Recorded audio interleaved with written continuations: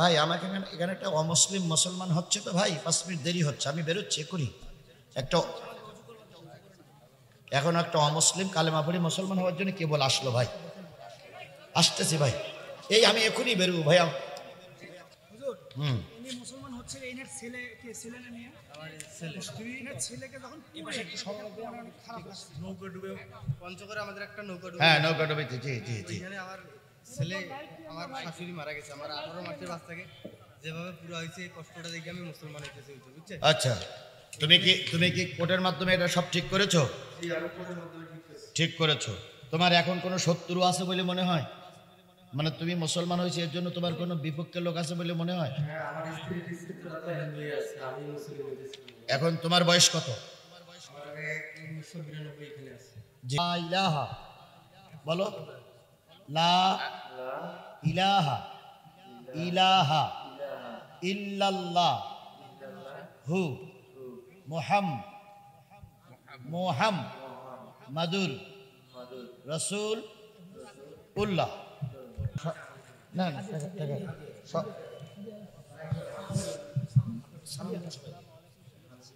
আমি লক্ষ জনতার মাঝে তাকে আমি বুকে টেনে নিচ্ছি, যেহেতু সে আজকের থেকে আমার ভাই, আজকের থেকে সে আমার ভাই।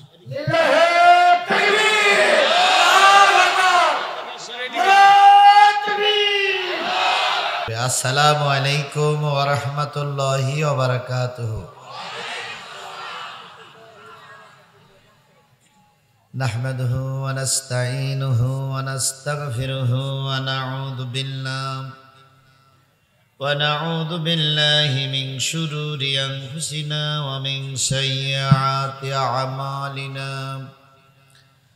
من يهده الله فلا مضل له ومن يضلله فلا هادي له ونشهد أن لا إله إلا الله وحده لا شريك له الذي أرسله بالحق بشيرا ونذيرا وداعيا إلى الله بإذنه وسراجا منيرا فقد قال الله تعالى في كلامه المجيد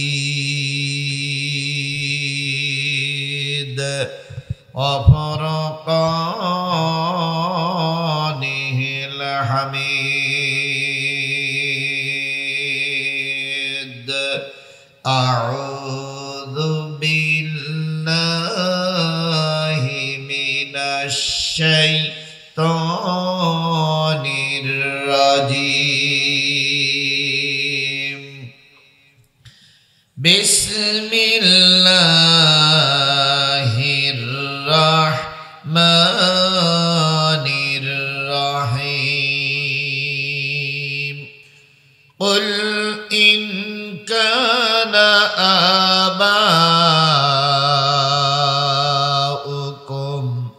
وأبناؤكم وإخوانكم وأزواجكم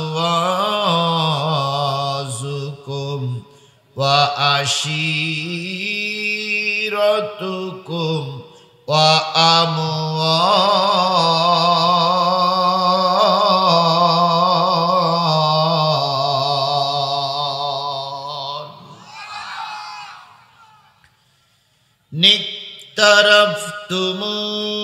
اقترفتموها وتجارة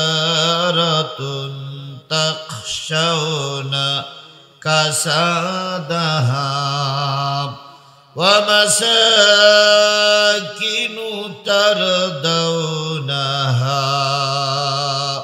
أحب إليكم من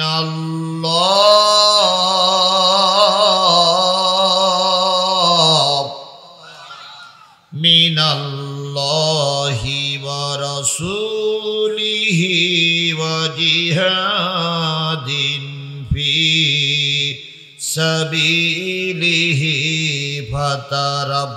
فتربصوا হাত্তা ইয়াতি আল্লাহু বিআমরি ওয়াল্লাহু লা ইয়াহদিল কওমাল ফাসিকিন।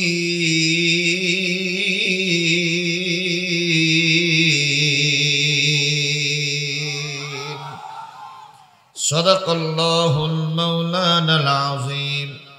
قال النبي صلى الله عليه وسلم أفضل الجهاد كلمة الحق عند سلطان جائر أو كما قال رسول الله صلى الله عليه وسلم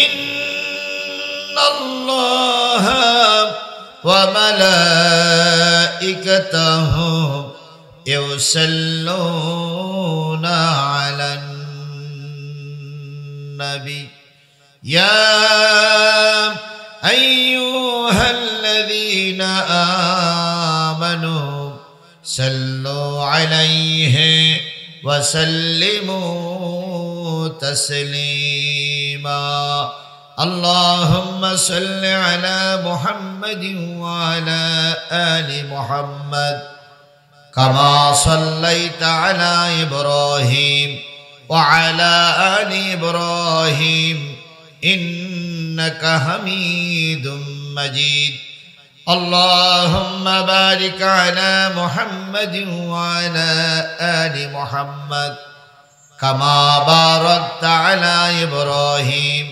وعلى آل إبراهيم إنك حميد مجيد لا إله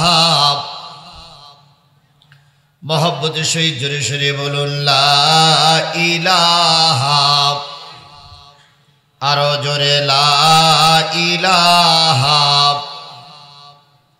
লা ইলাহা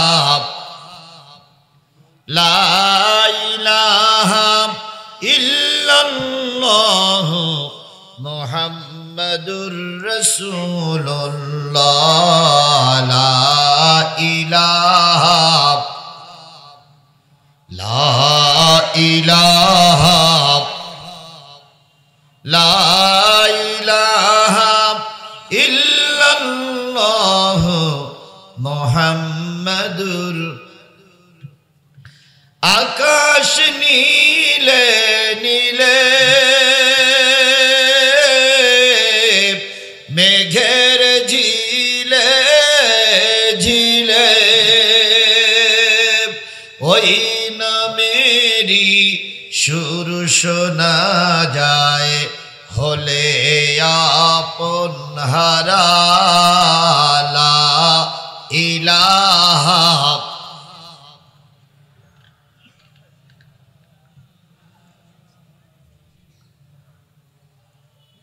লা ইলাহা মুহাম্মাদুর রাসূলুল্লাহ।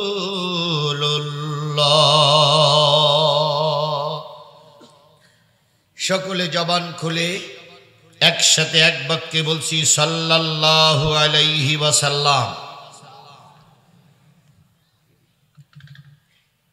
বগুড়া জেলার প্রাণ কেন্দ্র ছোট কুমিরা নুরানি হাফিজিয়া মাদ্রাসা ও এতিমখানার উদ্যোগে অনুষ্ঠিত হচ্ছে ৯৫তম আলহামদুলিল্লাহ ৯৫তম অধিবেশন ঐতিহাসিক ইসলামী জলসা। ২৯শে নভেম্বর ২০২৪ ১৪ই অগ্রহায়ণ ১৪৩১ বঙ্গাব্দ রোজ শুক্রবার। আজকের এই মাহফিলের সম্মানিত সভাপতি জনাব আলহাজ এম আতিকুর রহমান বাদল, সাধারণ সম্পাদক বগুড়া জেলা ইট প্রস্তুতকারক মালিক সমিতি, সহসভাপতি আলহাজ আবুল বরকত মোহাম্মদ ঈসা, সভাপতি অত্র মাদ্রাসা উপসহকারী কৃষি কর্মকর্তা অবসরপ্রাপ্ত। আজকের এই মাহফিলের সবার আগে যার নামটা স্মরণ করতে হয়, তিনি হয়তো 95 বছর আগে অথবা তার আগে আমার প্রিয় ভাই কাজী আবুল বাশার সাহেব, দীর্ঘদিনের সঙ্গে তাদের সঙ্গে আমার পরিচয়। আমি তাদের পরিবারকে নিজের পরিবার বলেই মনে করি। বাশার ভাইয়ের ছেলে রাশিদিন আমার সাথেই থাকে, আমি ওকে আমার সন্তানের মতনই মনে করি। সেই বাশার সাহেবের শ্রদ্ধাভাজন পিতা, এই মাদ্রাসার প্রতিষ্ঠাতা মরহুম মুন্সি আমির উদ্দিন সাহেব, তিনি এই মাদ্রাসা চত্বরে শুয়ে আছেন। আজকের এই বিশাল কাফেলা নিয়ে দোয়া করছে, আল্লাহ তুমি তাকে জান্নাতের মেহমান হিসেবে কবুল করে নাও। তার প্রতিষ্ঠিত এই মাদ্রাসার থেকে আজকে কয়জন ছেলে কোরআনের হাফেজ হলো? 9 জন ছেলেকে আমরা ফুলের মালা না দিয়ে কোরআনের দস্তারবন্দি করে দিয়েছি। এই ওসিলায় করে আল্লাহ তার জীবনের সকল ত্রুটিগুলো মাফ করে জান্নাতের মেহমান হিসেবে কবুল করুক। তারই সন্তানেরা আজকে মাহফিলের মঞ্চে বসা। বাশার ভাইয়ের বড় ভাই, তিনি আমার সঙ্গে সাক্ষাৎ করেছেন, সহসভাপতি, জি মাদ্রাসার সভাপতি, তার মানে SM আতিকুর রহমান, না সহসভাপতি আলহাজ আবুল বরকত মোহাম্মদ ঈসা।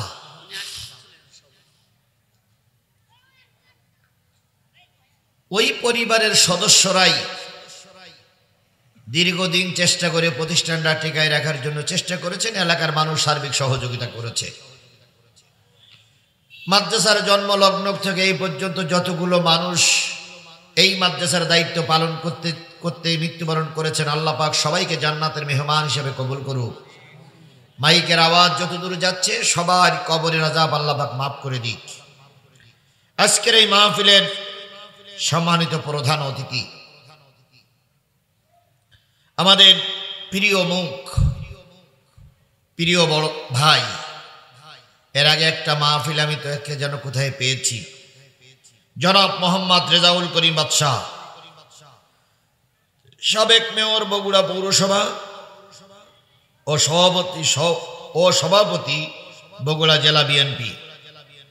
আজকের মাহফিলের বরণ্য অতিথি অধ্যক্ষ মাওলানা আবিদুর রহমান সোহেল, আমির বাংলাদেশ জামাত ইসলামী বগুড়া শহর শাখা। বিশেষ অতিথি জনাব মোহাম্মদ এরশাদুল বারী এরশাদ, সাবেক কাউন্সিলর 8 নম্বর ওয়ার্ড বগুড়া পৌরসভা সাধারণ সম্পাদক, বগুড়া জেলা বাস মিনিবাস কোষ মালিক সমিতি। আল্লাহ পাক সকল অতিথিকে কবুল করুক। আরেকটু জোরে বলেন আমিন। এছাড়া মঞ্চ উপবিষ্ট বাংলাদেশ জাতীয়তাবাদী দল বিএনপি এবং বাংলাদেশের সর্ববৃহৎ ইসলামী দল বাংলাদেশ জামাত ইসলামীর বিভিন্ন পর্যায়ের নেতৃবৃন্দ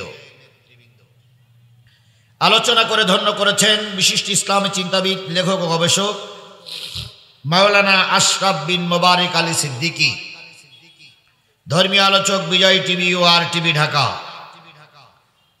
আজকের এই মাহফিলের অন্যান্য দাওয়াতি ওলামায়ে হযরত, বগুড়ার বিভিন্ন জায়গা থেকে আগত দিনদার পরেজগার মুত্তাকি মুসলমান ভাই ও বন্ধুগণ, পদ্মায় অবস্থানরতা শ্রদ্ধাশীলা মা ও বোনেরা, সকলকে নিয়ে আবারও সালাম বিনিময় করছি। আশা করছি সালামের জবাবটা সবাই মিলে জোরে সোরে দিবেন। আসসালামু আলাইকুম ওয়া রাহমাতুল্লাহি ওয়া বারাকাতুহু। শুকরিয়া আদায় করছি সেই মালিকের, যে মালিক স্বাধীন সার্বভৌম একটা মুসলিম দেশে আমাদেরকে স্বাধীনভাবে কোরআন বলার এবং শোনার একটা পরিবেশ আল্লাহ পাক আমাদেরকে তৈরি করে দিয়েছেন। সবাই মিলে বলুন কথাটা ঠিক না বেঠিক? আজকের এই দিনটা যদি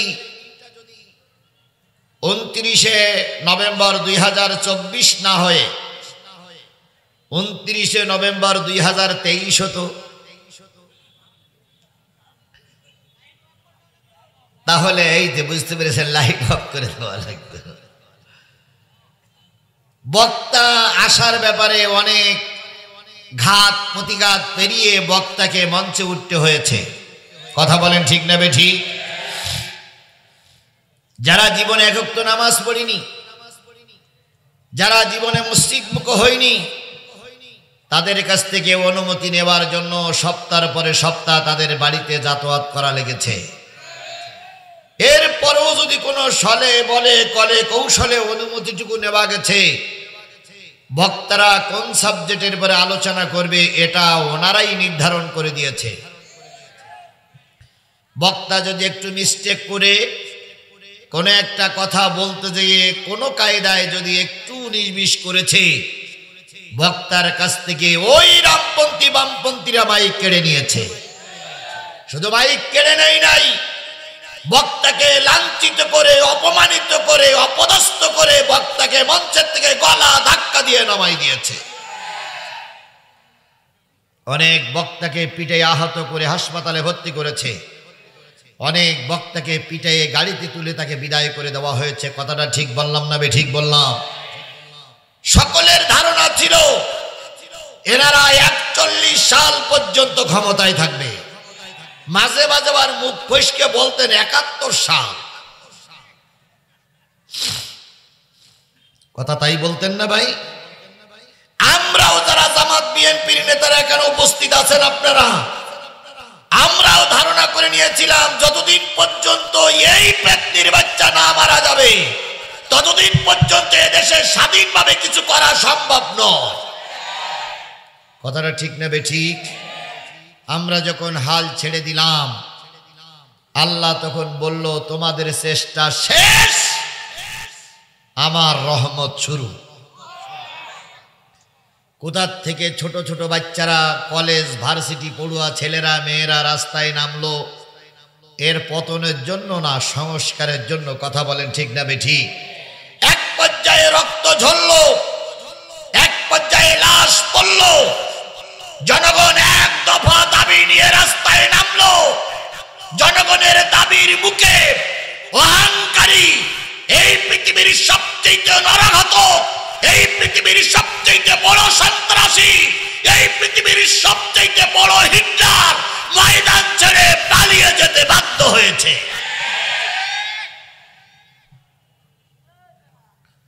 এ কাজটা কে করলেন?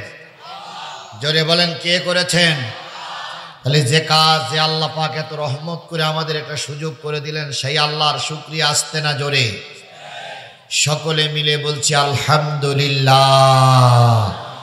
আল্লাহ বলতেছেন সাব্বাহা লিল্লাহি মা ফিস সামাওয়াতি ওয়া মা ফিল আরদ ওয়া হুয়াল আজিজুল হাকীম।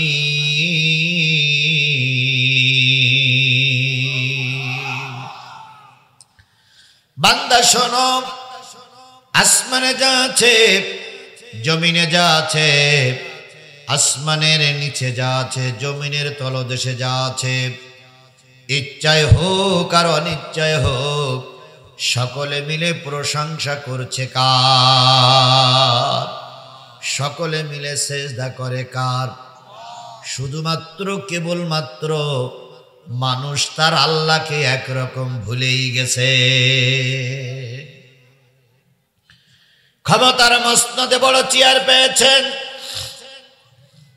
15 মিনিট 20 মিনিট জাতীয় সংসদে কথা বলার সুযোগ পেয়েছেন। সর্বপ্রথম দাঁড়িয়ে শুকরিয়াটা আদায় করা দরকার ছিল কার? আয় আল্লাহ, তুমি আমাকে সম্মান দিয়েছো, ইজ্জত দিয়েছো, তুমি আমাকে একেবারে বগুড়ার লোকালয় থেকে বের করে এনে আমাকে জাতীয় সংসদের এমপি বানিয়েছে। এই জন্য সর্বপ্রথম শুকরিয়া আদায় করা দরকার ছিল কার? কিন্তু একবার বেমালুম ভুলেই যায়। জাতীয় সংসদে দাঁড়িয়ে সর্বপ্রথম বক্তব্য স্মরণ করছি হাজারো বছরের শ্রেষ্ঠ বাঙালি জাতির পিতা মরহুম মুজিবুর রহমানকে। আল্লাহর কথা না স্মরণ করে স্মরণ করছে কাকে? নেতাকে।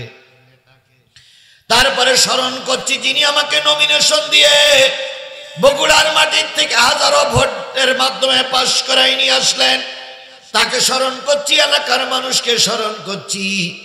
একটা বারের জন্য আল্লাহর নাম মুখে উচ্চারণ করলেন না।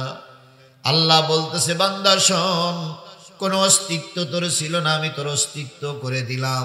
তুই এখন আমারে ভুলে গেলি, এখন জনগণ পরাচ্ছে ফুলের মালা। অল্প কিছু দিনের ভিতরে ওই একই জনগণ তোর গলায় পরাবে জুতোর মালা। যাদের রাস্তায় নামলে, গাড়িতে নামলে স্যালুট দিত, যাদেরকে পুলিশ স্যালুট দিত, এখন সেই একই পুলিশ কোমরে দড়ি বেঁধে জেলখানায় নিয়ে যাচ্ছে। যাদেরকে দেখলি পুলিশ স্যালুট মারত, তাদের এখন মামলা দিয়ে কোর্টের বারান্দায় তুলে রিমান্ডে তাদেরকে ডিম থেরাপি দেওয়া হচ্ছে। কথা বলেন, কথা বলেন, কথা বলেন। এর নাম আল্লাহ। এর নাম কি? আল্লাহ তখনও ছিল, এখনো আছে। পৃথিবীতে আল্লাহ সব জিনিস সহ্য করে, কখনো অহংকার সহ্য করে না। সুতরাং এই অহংকারীদের হাত থেকে আল্লাহ আমাকে বাঁচালেন, আপনাকে বাঁচালেন। এই জন্য আল্লাহর দরবারে আবারও শুকরিয়া আদায় করছি, আলহামদুলিল্লাহ। সর্বকালের সর্বশ্রেষ্ঠ মহামানব, যিনি সারা জীবন উম্মতের জন্যই কেঁদেছেন। কথা বলেন ঠিক না বেঠিক? যত নেতা পৃথিবীতে ক্ষমতা দখল করেছে, সব নেতাদের বক্তব্য ছিল কাল্লা নেব, আর আমার রাসূলের বক্তব্য ছিল জাতির জন্য কল্যাণ কামনা করা। সব নেতারা কাল্লা চেয়েছে, আর রাসূল কি চেয়েছেন? কল্যাণ চেয়েছেন। তিনি আমার নবী, তিনি আমাদের নবী, আপনাদের নবী, সকলের নবী। কথা বলেন ঠিক না বেঠিক? আল্লাহর নবী এই পৃথিবীতে যখন আসলেন, নবীজির ঘরে ছাউনি ছিল না, ছাদ ছিল না, ছাদহীন, ছাউনিহীন, খোলা আকাশের নিচে একটা চার বেড়ার ভিতরে নবীজি এসে দুনিয়ার মুখ দেখলেন। উম্মে হানি ছিল রাসূলের ফুপি আম্মা, তিনি পাশে ছিলেন না। সংবাদ পাইলেন আব্দুল্লাহর ঘরে একটা ফুটফুটে চাঁদের মতো সন্তান জন্ম নিয়েছে। ফুপি আম্মা চলে আসলেন ছুটে, এসে দেখে নবী শুয়ে আছেন। নবীর ছোট্ট দুটো ঠোঁট বিড়বিড় বিড়বিড় করে নড়তেছে। ফুপি আম্মা নবীকে কোলে তুলে দুই গালে দুটো চুমা দিয়ে বললেন, বাজান, তোমার মুখের ভাষা তো আমি বুঝতে পারি না, তুমি কেন ছোট দুটো নাড়াই নাড়াই কি বলতেছো? কিছুদিন পর যখন নবী বড় হয়ে গেল, ফুপি আম্মা উম্মে হানি বলেছিলেন, ভাতিজা, জন্মের পরে তুমি কাদের জন্য কেঁদেছিলে? নবীজি ফুপি আম্মার গলা জড়াই ধরে বলেছিলেন, ফুপি আম্মা, জন্মের পরে কেঁদেছিলাম, রব্বি হাবলি উম্মতি, আয় আল্লাহ, আমার গুনাহগার উম্মত গুলোরে মাফ করিয়া দাও। তাহলে নবী জন্মের পরে কাঁদলেন কাদের জন্য? কাদের জন্য? জোরে বলেন, কাদের জন্য কাঁদলেন? আপনারা কি সেই উম্মত? আমরা কি সেই উম্মত? আমার বুঝতে বড় কষ্ট হয়, সেই নবীর উম্মত আমরা হতে পারলাম কিনা। কারণ নবীর বিরুদ্ধে কথা বলে তোমার শরীরের ভিতরে কোনো অনুশোচনা হয় না। নবীর বিরুদ্ধে বিষাদগার করে তুমি একটা বারের জন্য প্রতিবাদ করতে রাস্তায় নামো না। আল্লাহর কসম, তোমার ভিতরে নবীর ভালোবাসা আছে বলে আমার মনে হয় না। এখান থেকে 3 মাস আগে, 4 মাস আগে মরহুম প্রেসিডেন্ট মুজিবুর রহমানের বিরুদ্ধে কথা বললে কোথায় যাওয়া লাগতো? আর একটু জোরে বলেন কোথায় যাওয়া লাগতো? মরহুম হযরত শেখ হাসিনা রহমাতুল্লাহ আলাইহি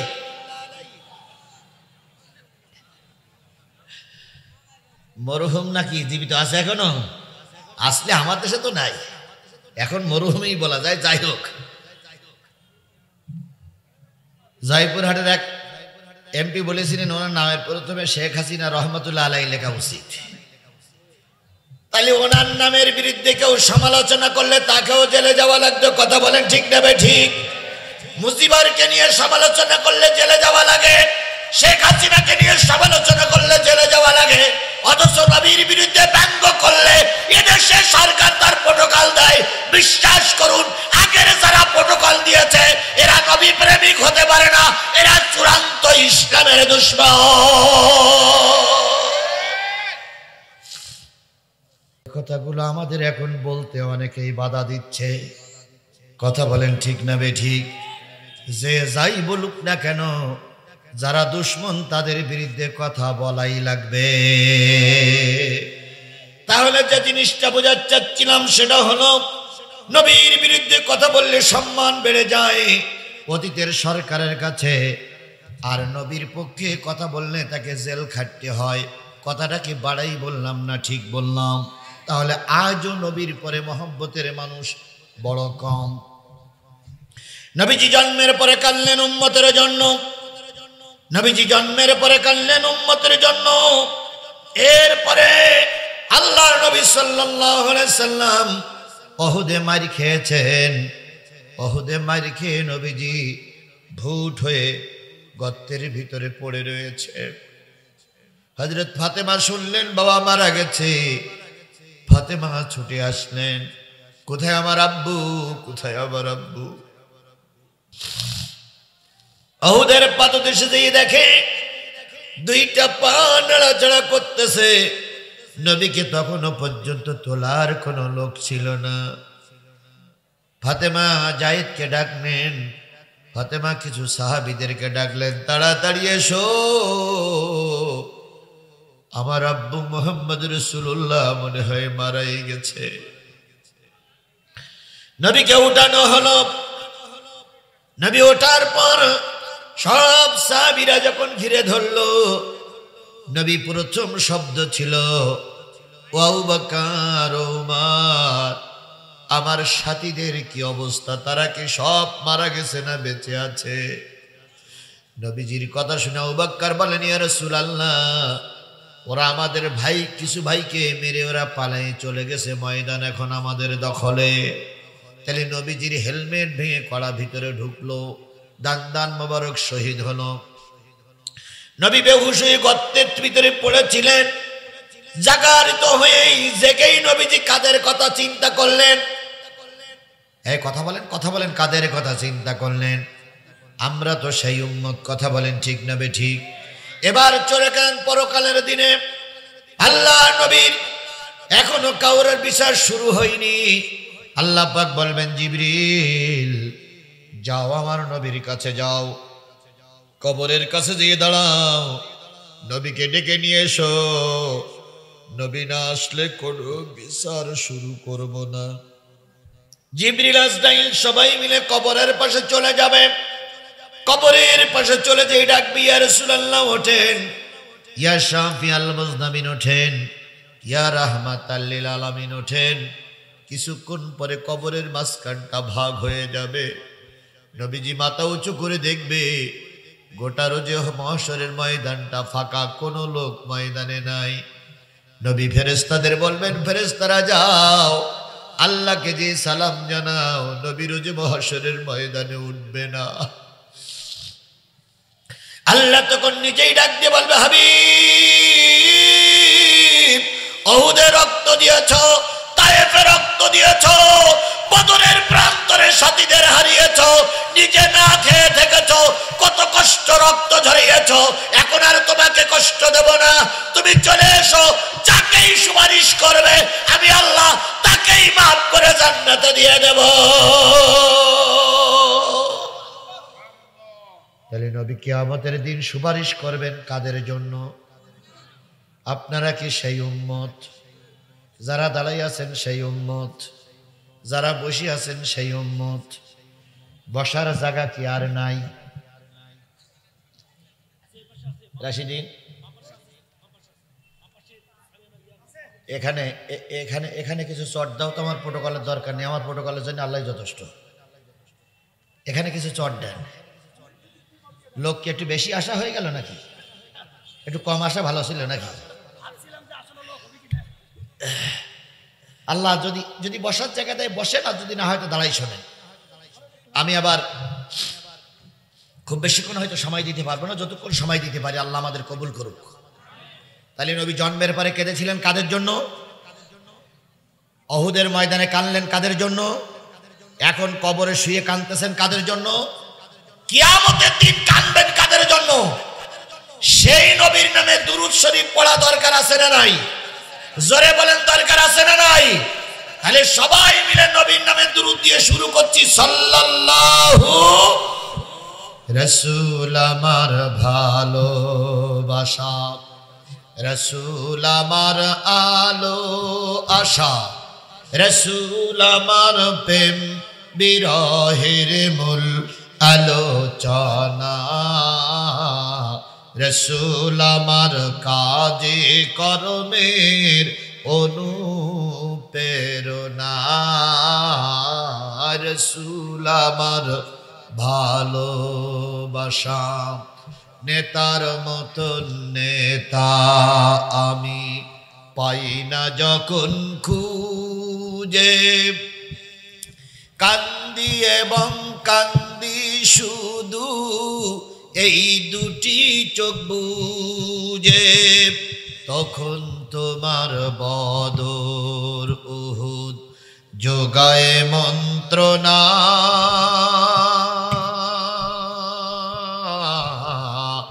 রাসূল আমার কাজে কর্মের অনুপ্রেরণা, রাসূল আমার ভালোবাসা।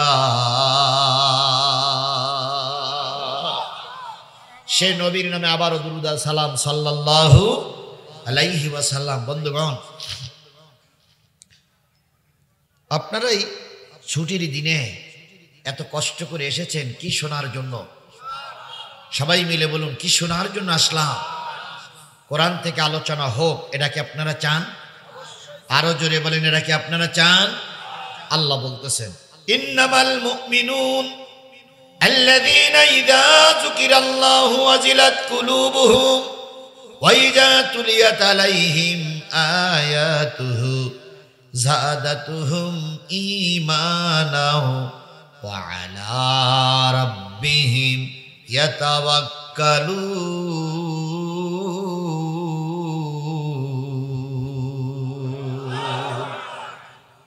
নিশ্চয়ই তারা মুমিন যাদের সামনে জিকির করলে দিলগুলো কি হয়ে যায়?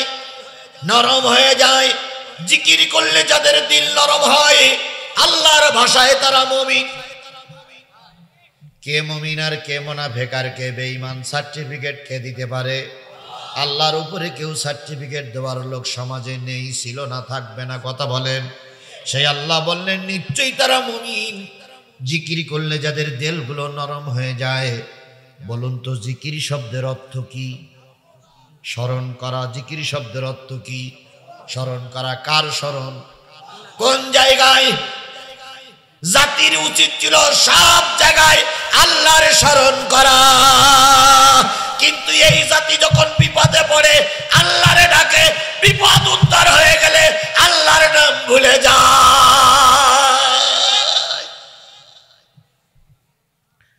দরবেশ বাবা আর আইন মন্ত্রী পালাই যাচ্ছে, তো পালাই যাচ্ছে নৌকায়। তো হঠাৎ করে এক ছেলে দেখে বলতেছে, যে পরিচিত লোক। তার একজন এসে শনাক্ত করেছে সে আইন মন্ত্রী আর পিছনে দরবেশ বাবা। একজন দাড়ি কেটেছে আর একজন দাড়ি রেখেছে। তো জনগণ যখন দেখে ফেলেছে তখন দোয়া ইউনুস পড়তেছে খুব জোরে জোরে, লা ইলাহা ইল্লা আনতা সুবহানাকা ইন্নী কুনতু মিনাল লা ইলাহা ইল্লা আনতা সুবহানাকা লা ইলাহা ইল্লা আনতা সুবহানাকা। তো দুইজনে ধরে বেঁধে ওখানে পুলিশের যে ওসি সাহেব ছিলেন তিনি ইউনুস সাহেবের কাছে ফোন দিয়ে বলতে, স্যার 2 মাল ধরা পড়িস, একজন দাড়ি কেটেছে আর একজন দাড়ি রেখেছে, কিন্তু 2 মাল দোয়া ইউনুস পড়তেছে খুব। ইউনুস সাহেব তখন বলতেছে, ওদের বলিয়ে দে যে দোয়া ইউনুস পড়িয়া লাভ হবে না, কারণ দোয়া ইউনুস পড়ি যার নামে এই দোয়া পড়তেছে সে লোক তো বড় চেয়ারে বসে আছে। আমি কথাটা এই জন্য বলছিলাম, বিপদে পড়ে দোয়া ইউনুস না পড়ে যদি তারা প্রকৃত আল্লাহরে স্মরণ করে চলতো, এই দেশের থেকে টপলা টুপলি বেঁধে নিয়ে পালাইয়ে যেতে হতো না।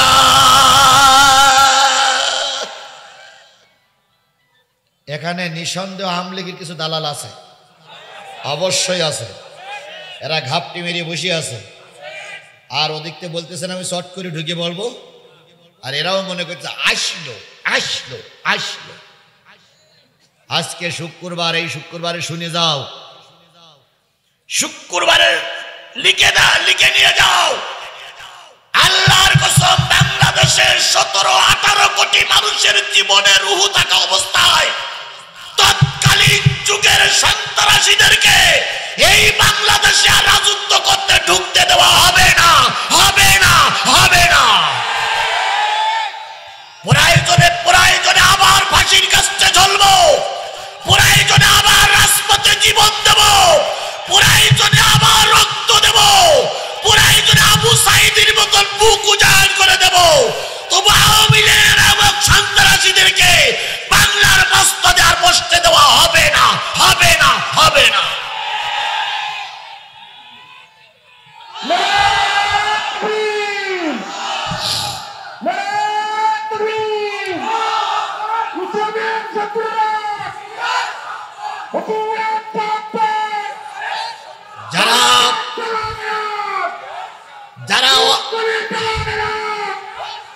যারা অপেক্ষা করতেছেন, আপনার নেত্রী আবার দেশে ফিরে আসবে, ইতিহাস সাক্ষী দেয় কোন স্বৈরাচার পালিয়ে যাওয়ার পরে আর ফিরে আসতে পারেনি। আর বাংলাদেশ নয়, গোটা পৃথিবীর মানুষ জানে শেখ হাসিনার চাইতে বড় স্বৈরাচার আর পৃথিবী দ্বিতীয় কেউ জন্ম নেয়নি। সুতরাং ওই স্বৈরাচারকে আবার দেশে আর ফিরে আসতে দেওয়া হবে না, হবে না। তবে হ্যাঁ, তিনি আসবেন আসামি হয়ে, তিনি আসবেন কোর্টের বারান্দায়, তিনি আসবেন ট্রাইব্যুনালের ফাঁসির কাছে ঝোলার জন্য, তাকে আনা হবে বিচারের মুখোমুখি করার জন্য, ক্ষমতায় বসার জন্য। এই পেতনির বাচ্চাকে আর দেশে আসতে দেওয়া হবে না। কিছু লোক মনে করতেছে উনি আসবেন সেগুড়ি বালি, এখন উনি বলতেছে আমি সীমানার পাশে আছি, চট করে ঢুকে বলবো। আমরাও বলতেছি আইসো চট করিয়া, আইনা ঘর তোমার জন্যে রাখছি গো সাজায়া, আইসো চট করিয়া, আইনা ঘর তোমার জন্যে রাখছি গো সাজায়া। আমরা রিসিপিশনে বৈশাসি, রিসিপিশনে বৈশাসি, জুতোর মালা লয়া, আয়না ঘর তোমার জন্যে রাখছি গো সাজায়া। নির্বিচারে মারস মানুষ ক্ষমতার লাগিয়া, মারিনি মারিনি, বিডিআর হত্যার জন্য এই শেখের বেটি দায়ী। হেফাজতের আলেমদেরকে লাইন দিবে, রাতের অন্ধকারে গুলি করে মারে লাশ ফেলার জন্য এই শেখের বেটি দায়ী। আল্লামা সাঈদীর রায়ের পরে 300 লোককে গুলি করে মারার জন্য এই ব্যক্তির বাচ্চা শেখের বেটি দায়ী। সংস্কার আন্দোলনে 1600 যুবক জীবন দিয়েছে, এই 1600 যুবকের মারার জন্য এই শেখের বেটি, এই পেতনির বাচ্চাই দায়ী। কথা বলেন, কথা বলেন, কথা বলেন, কথা বলেন। সুতরাং এতগুলো মামলা, এতগুলো হত্যার জন্য যে দায়ী, তাকে যারা দেশে ফিরিয়ে আনার জন্য চেষ্টা করছো, একবার হিসাব করে বিপদে ফেলাইয়া গাই গরু চলে গেছে বাছুর রাস্তায় রেখে। এখন আমার বলতেছে চট করে ঢুকে পড়বো, একটু এসে দেখো 3.5 হাত লাটের বাঁশি নিয়ে আমরা অপেক্ষা করতেছি। নির্বিচারে মারছ মানুষ ক্ষমতার লাগিয়া, দিন ধর্ম আর মানবতা সব কিছু ছাড়িয়া, বুবু সব কিছু ছাড়িয়া, তোমার পাপের শাস্তি ও বুবু, তোমার পাপের শাস্তি পাইতে হবে, যাইও না ভুলিয়া, আয়না ঘর তোমার জন্যে রাখছি গো সাজায়া। ইন্নামাল মুমিনুনা আল্লাযীনা ইযা যুকিরাল্লাহু ওয়াজিলাত কুলুবুহুম। ভালো করে শোনো, দাঁড়ানো লোক বসা লোক, নিশ্চয়ই তারা মুমিন যাদের সামনে জিকির করলে তাদের দিলগুলো কি হয়ে যায়? নরম হয়ে যায়। আল্লাহ রসুল বলেছেন আফজালুল জিকিরি তিলাওয়াতিল কোরআন, সবচেয়ে উত্তম জিকির হলো আল্লাহর কোরআন তেলাওয়াত করা। তাহলে কোরআন তেলাওয়াত শুনলে যাদের দিল নরম হয় তারাই মুমিন, আর কোরআন তেলাওয়াত শুনলে যাদের গায়ে জ্বালা চড়ে বুঝতে হবে হয় মুনাফিক নাই কাফের। আমি কোন সূরা থেকে তেলাওয়াত করেছি? সূরাতুত তাওবা। কোন সূরা? 24 নম্বর আয়াত তেলাওয়াত করেছি। এই কোরআনের আয়াত শুনে যাদের গায়ে জ্বালা চড়েছে বুঝতে হবে ওরা মুনাফিক। আর এই কোরআন তেলাওয়াত শুনে যাদের দিলে ভালো লাগলো আল্লাহর ভাষায় তারা মুমিন। তাহলে আপনারা যারা বসে আছেন দাঁড়িয়ে আছেন সবাই কি হতে চান? রাস্তাঘাটে যেখানে যা আছেন সবার কাছে বলতেছি, যদি মুমিন হতে চান 10 মিনিটের ভিতরে কোরআনের মাহফিলে আসবেন। এরপরেও যদি না আসেন তাহলে বুঝতে হবে আপনার রক্তের ভিতরে ভেজাল, আপনার কাজের ভিতরে ভেজাল, আপনার জন্মের সময় নিশ্চয়ই কোনো ভেজাল রক্ত ভিতরে ঢুকেছে, এই জন্য আল্লাহর কোরআন আপনার ভালো লাগে না। ওয়াইজা তুলিয়াত আলাইহিম আয়াতুহু, যখন আল্লাহর কোরআনের আয়াত তেলাওয়াত করা হয় তখন তাদের ঈমান কি হয়? বৃদ্ধি পায়। আলা রাব্বিহিম ইয়াতাওয়াক্কালুন, মুমিন ব্যক্তি আল্লাহর উপরে ছাড়া কারোর উপরে তাওয়াক্কুল করে না। তাহলে কোরআন শুনলে দিল নরম হয়। আমি কোরআনের সূরা তাওবার 24 নম্বর আয়াতের পরে কথা বলবো, যতক্ষণ কথা হবে ততক্ষণ কি আপনারা আমার সঙ্গে থাকতে রাজি আছেন? কারা কারা রাজি আছেন? 2 হাত উঁচু করে আল্লাহরে দেখান।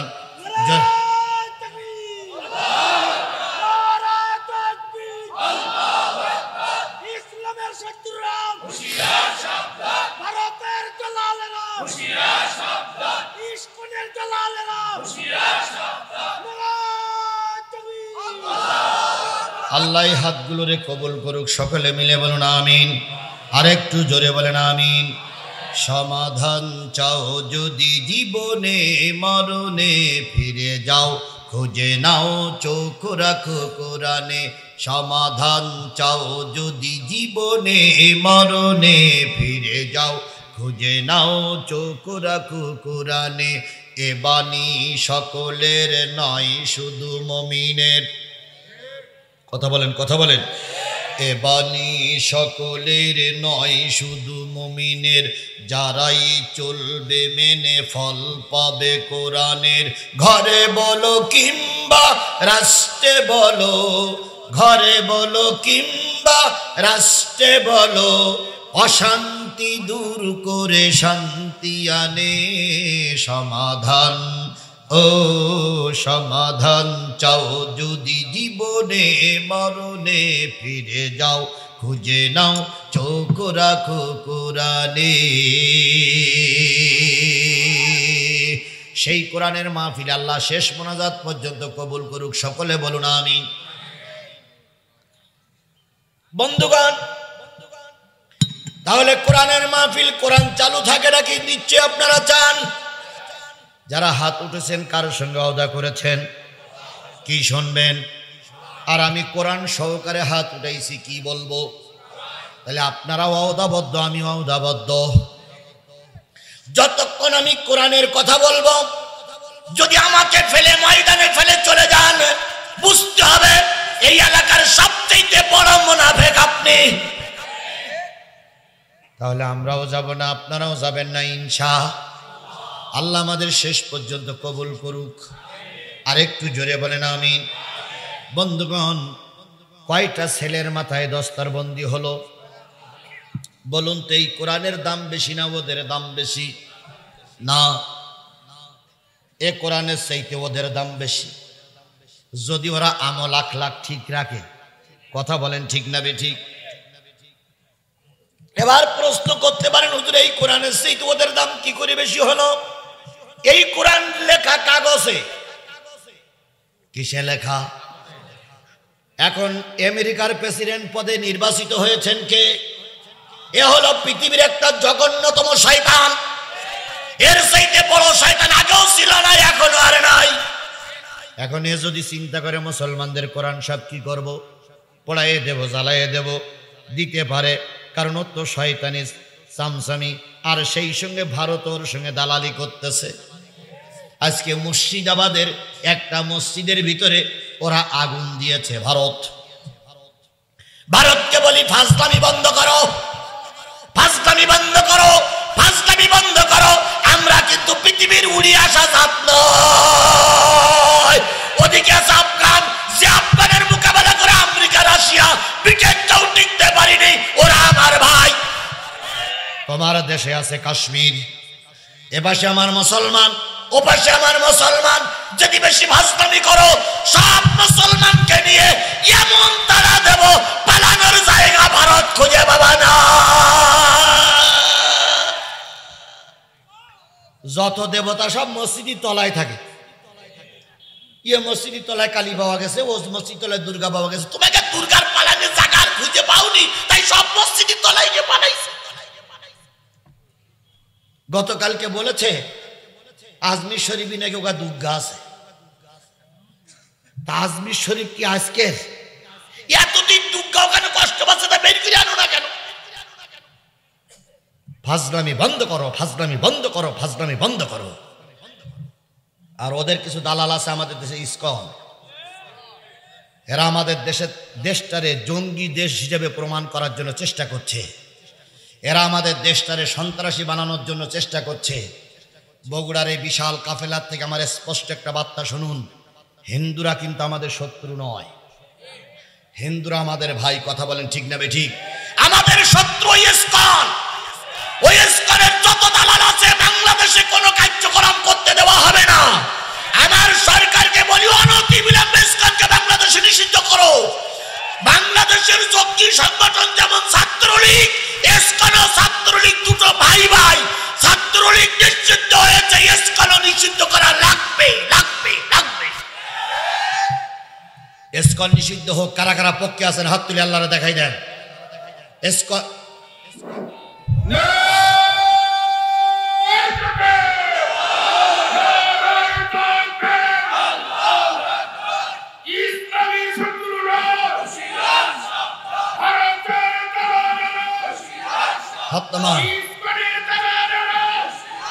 নিশ্চয় নিশ্চয় এখানে মিডিয়ার ভাইরা আছেন, কালকে নিউজ করবেন ভারতে বাংলাদেশের বগুড়া জেলার সব মানুষ ইসকনকে নিষিদ্ধ চায়। যদি আপনারা এই রিপোর্ট না করেন, আপনারা আদালত আখেরাতে একদিন আল্লাহর কাছে আপনারা জবাবদিহিতা করার জন্য তৈরি থাকে। কারণ অনেক সংবাদ, ছোট ছোট সংবাদগুলো আপনারা বড় করে দেখান, আর অনেক বড় সংবাদ আপনারা দেন না। এর জন্য আপনারা আল্লাহর কাছে দায়ী থাকবে। ইসকন একটা সন্ত্রাসী সংগঠন। কথা বলেন ঠিক না ঠিক? আমরা হিন্দুদের শত্রু নই। আবারও বলছি, আমরা হিন্দুদের শত্রু। হিন্দুরা আমার দেশে স্বাধীনভাবে ধর্মকর্ম করবে, আমরা তাদের কোনো কাজে বাধা দেব না।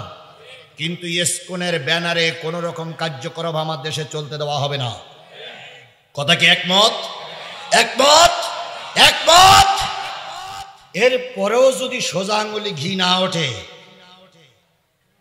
এরপরেও যদি সোজা আঙ্গুলি ঘি না ওঠে, ছাত্র আন্দোলনেরা ছাত্ররা রাস্তায় নেমে যেমন আঙুল বেঁকা করেছে, আমরা শেখ হাসিনার দাঁড়িয়েছি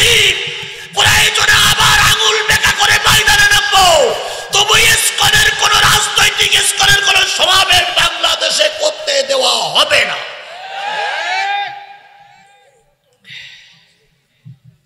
হ্যাঁ আচ্ছা হচ্ছে, মুরব্বী উঠলে কেন, ইনি কি এসকনের লোক নাই?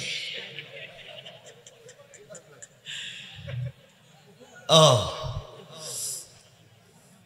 বন্ধুগণ, তাহলে আল্লাহর কোরআনের আলোচনা শুনলে যাদের দিল নরম হয় তারা মুমিন। বলছিলাম কয়টা ছেলে মাথায় পাগড়ি পড়লো? এই কোরআনে আগুন লাগাই দিলে সব পুড়ে যাবে, কিন্তু একটা হাফেজ সাহেব যদি দুনিয়ায় বেঁচে থাকে, ওই হাফেজ সাহেবদের দিয়ে আর আবারকে কোরআন লেখা যাবে? জোরে বলেন, লেখা যাবে? হাদিস শরীফে পাওয়া যায় হাফেজ সাহেবের সব বডি মাটি খেয়ে ফেলে, কিন্তু দেলটা খায় না। এটা হলো কোরআনের দেল। এই মাদ্রাসাটা 2 তলা মাদ্রাসা, প্রতিষ্ঠাতা মরহুম মুন্সি আমির উদ্দিন সাহেব। তিনি ছেলেদের প্রতিষ্ঠিত কতটুকু করেছেন আমি জানি না, কিন্তু তার জীবনের চলার জন্য একটা প্রতিষ্ঠিত মাদ্রাসা করে রেখে গেছেন। এই বগুড়া জেলার এত বড় সুন্দর একটা প্রতিষ্ঠান টিকে থাক, এটাকে আপনারা চান? সবাই মিলে চান? সত্যি কি চান? চাইতে গেলে আপনাদের কাছে 2টা দাবি করবে। একটা হলো এই মাদ্রাসায় ছাত্র দেওয়া লাগবে। এই মাদ্রাসায় যদি ছাত্র ভর্তি বন্ধ হয়, মাদ্রাসা থাকবে না, বন্ধ হবে। বিল্ডিং আছে, হুজুর আছে, মাঠ আছে, সব আছে, ছাত্র নাই, প্রতিষ্ঠান থাকবে না, যাবে। তাহলে সকলের কাছে দাবি প্রতিষ্ঠান টিকাই রাখার জন্য ছাত্র দিতে হবে, 1 নম্বর। 2 নম্বর, এই প্রতিষ্ঠান টিকাই রাখার জন্য সবচেয়ে যেটা বড় প্রয়োজন সেটা হলো কিছু অর্থ। কথা বলেন ঠিক না বেঠিক? আজকে বাড়ি যেয়ে যদি 12 রাকাত তাহাজ্জুদ নামাজ পড়ে 1 গ্লাস চোখের পানি ফেলাই যদি কাঁদি, আল্লাহ ছোট কুমিরা নুরানি হাফিজে মাদ্রাসাকে তুই টিকাই রাখো, কোনো ক্ষতি যেন না হয়। ওই কেন্দ্রে যতটুকু না মাদ্রাসার উপকার হবে তার চাইতে বেশি উপকার হবে 50টা টাকা মাদ্রাসায় দান করলে, কারণ টাকা না থাকলে প্রতিষ্ঠান টিকে থাকবে না। আরো জোরে আমিন, আরো জোরে আমিন। মাশাআল্লাহ, আল্লাহ কবুল করুন। জি ভাই বসেন। বন্ধুগণ, আমি আপনাদের সামনে কোন সূরা থেকে তেলাওয়াত করেছি? আরো জোরে বলেন, কোন সূরা থেকে তেলাওয়াত করেছি? তওবা শব্দের অর্থ হলো ফিরে আসা। কোন দিকে ফিরে আসা? আল্লাহর দিকে ফিরে আসা, রসুলের দিকে ফিরে আসা, দ্বীনের দিকে ফিরে আসা, ধর্মের দিকে ফিরে আসার নাম হলো কি? তওবা। এতদিন পর্যন্ত সন্ত্রাসী জঙ্গির পিছনেই ছিলেন। যদি মনে করেন ইসলামে ফিরে না আসলে নাজাত পাওয়া যাবে না, আপনি তওবা করে ফিরে আসবেন, এর নাম হলো তওবা। বিএনপির ফখরুল সাহেব, বাংলাদেশ জামাত ইসলামীর আমির সাহেবদের বক্তব্য, যারা অন্যায় কাজ করেছে তারাই শাস্তি পাক, কিন্তু যারা নিরপরাধ মানুষ তাদেরকে আমরা শাস্তির আওতায় আনবো। এ ব্যাপারে কি আপনারা সবাই একমত? জোরে বলেন একমত। সাধারণ মানুষগুলো ফিরে আসুক, কারণ সবাই যদি দেশ থেকে বের করে দেয় এ দেশে থাকার লোক আর খুঁজে পাবা। এই জন্য আমরা দেশ থেকে কাউকে বাইর করতে চাই না, আমরা শুধু চাই তারা ফিরে আসুক দেশের কল্যাণের জন্য, জনগণের কল্যাণের জন্য। আল্লাহ তাদের শুভ বুদ্ধি দান করুক। আরেকটু জোরে বলেন আমিন। আবারও বলি, বাকবাকুম করো না। তোমাদের নেত্রী বলেছিল আমরা দেশ থেকে পালাবো না, সেই আগেই পালিয়ে গেল। এখনো যদি বাকবাকুম করো, জনগণ তোমাদেরকে সেই দশা ঘটাইয়ে ছাড়বে যা তোমাদের প্রধানমন্ত্রীর বেলায় হয়েছে। খালেদা জিয়া মামলা খেয়েছিল না খায়নি? তার জেলের রায় হয়েছিল না হয়নি? পালিয়ে গেছে নিশ্চয়ই, পালিয়ে গেছে নিশ্চয়ই, পালিয়ে গেছে নিশ্চয়ই। মতিউর রহমান নিজামী, আল্লামা সাঈদী সহ বাংলাদেশ জামাত ইসলামীর শীর্ষ নেতারা ফাঁসিতে ঝুলেছে।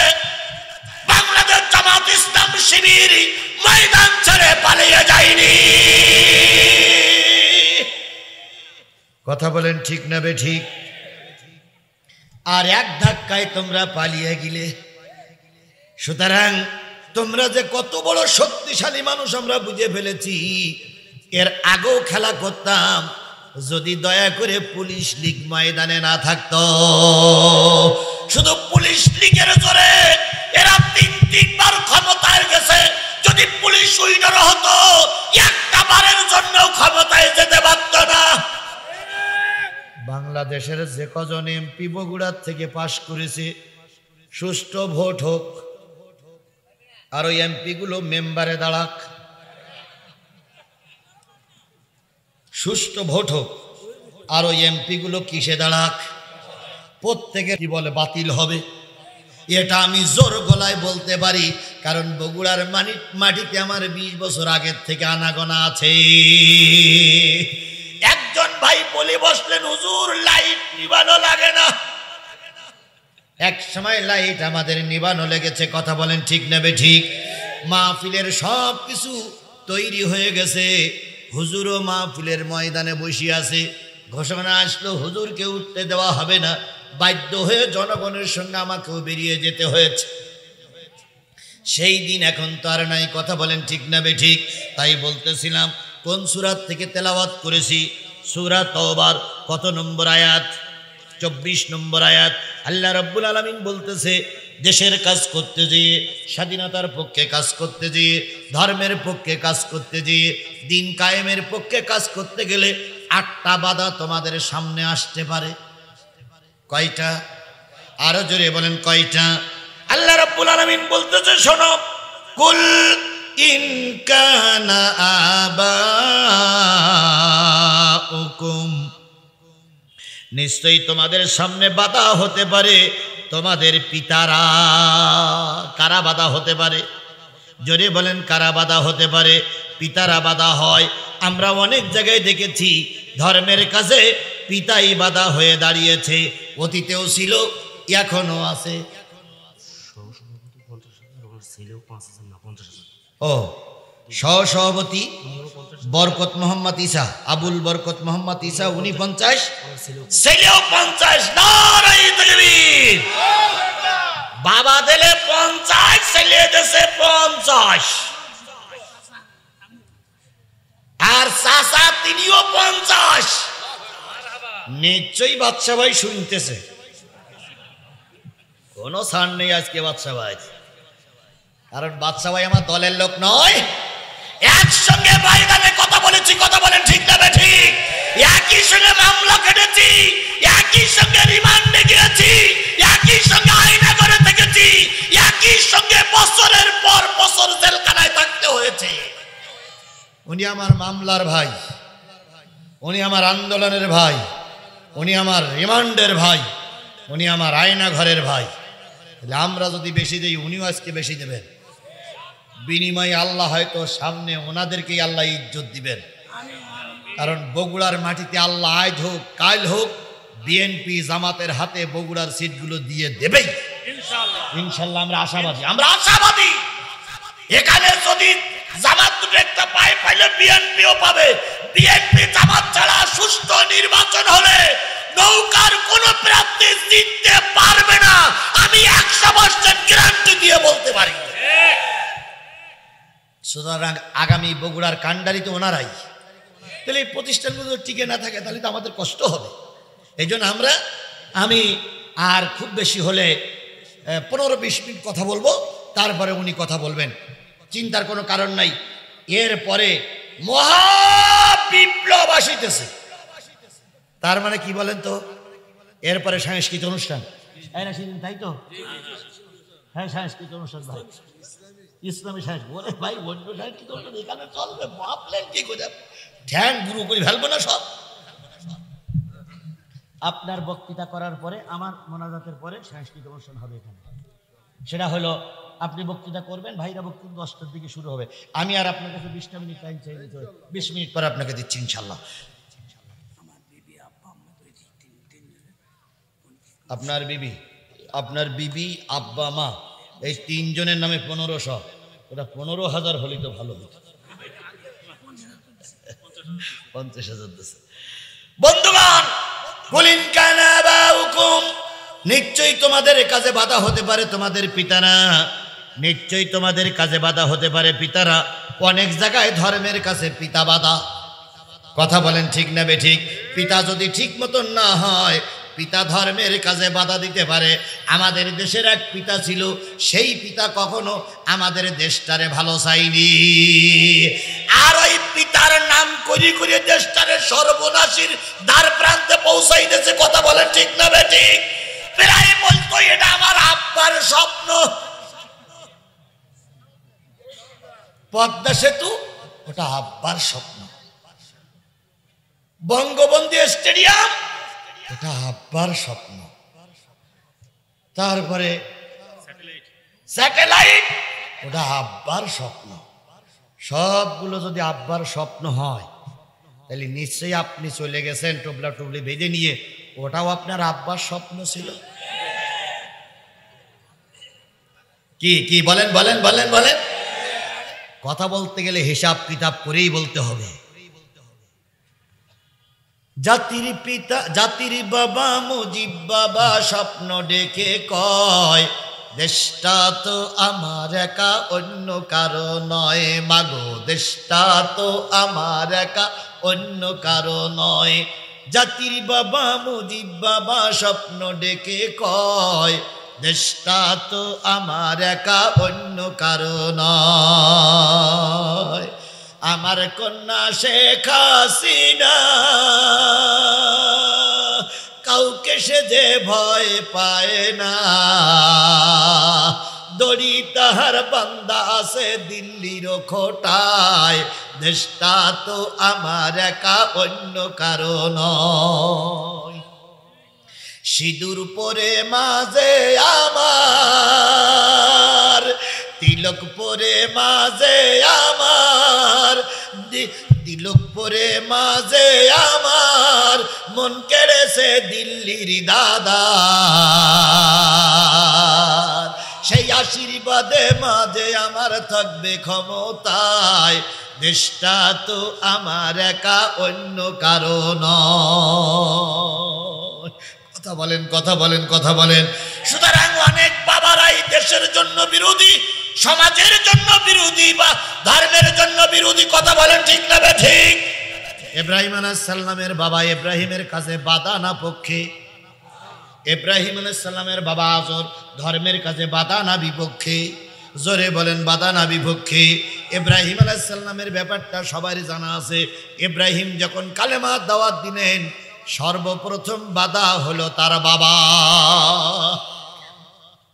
বাবা ছেলেরে মারার জন্য উদ্যত হলো। ছেলে বললেন, বাবা দুনিয়ার কেউ না জানলে তুমি জানো আমি সঠিক না ঠিক।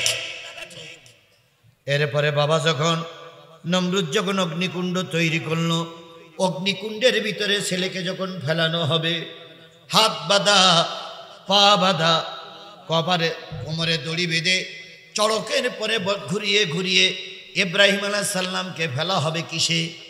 আগুনের কুণ্ডের ভিতরে।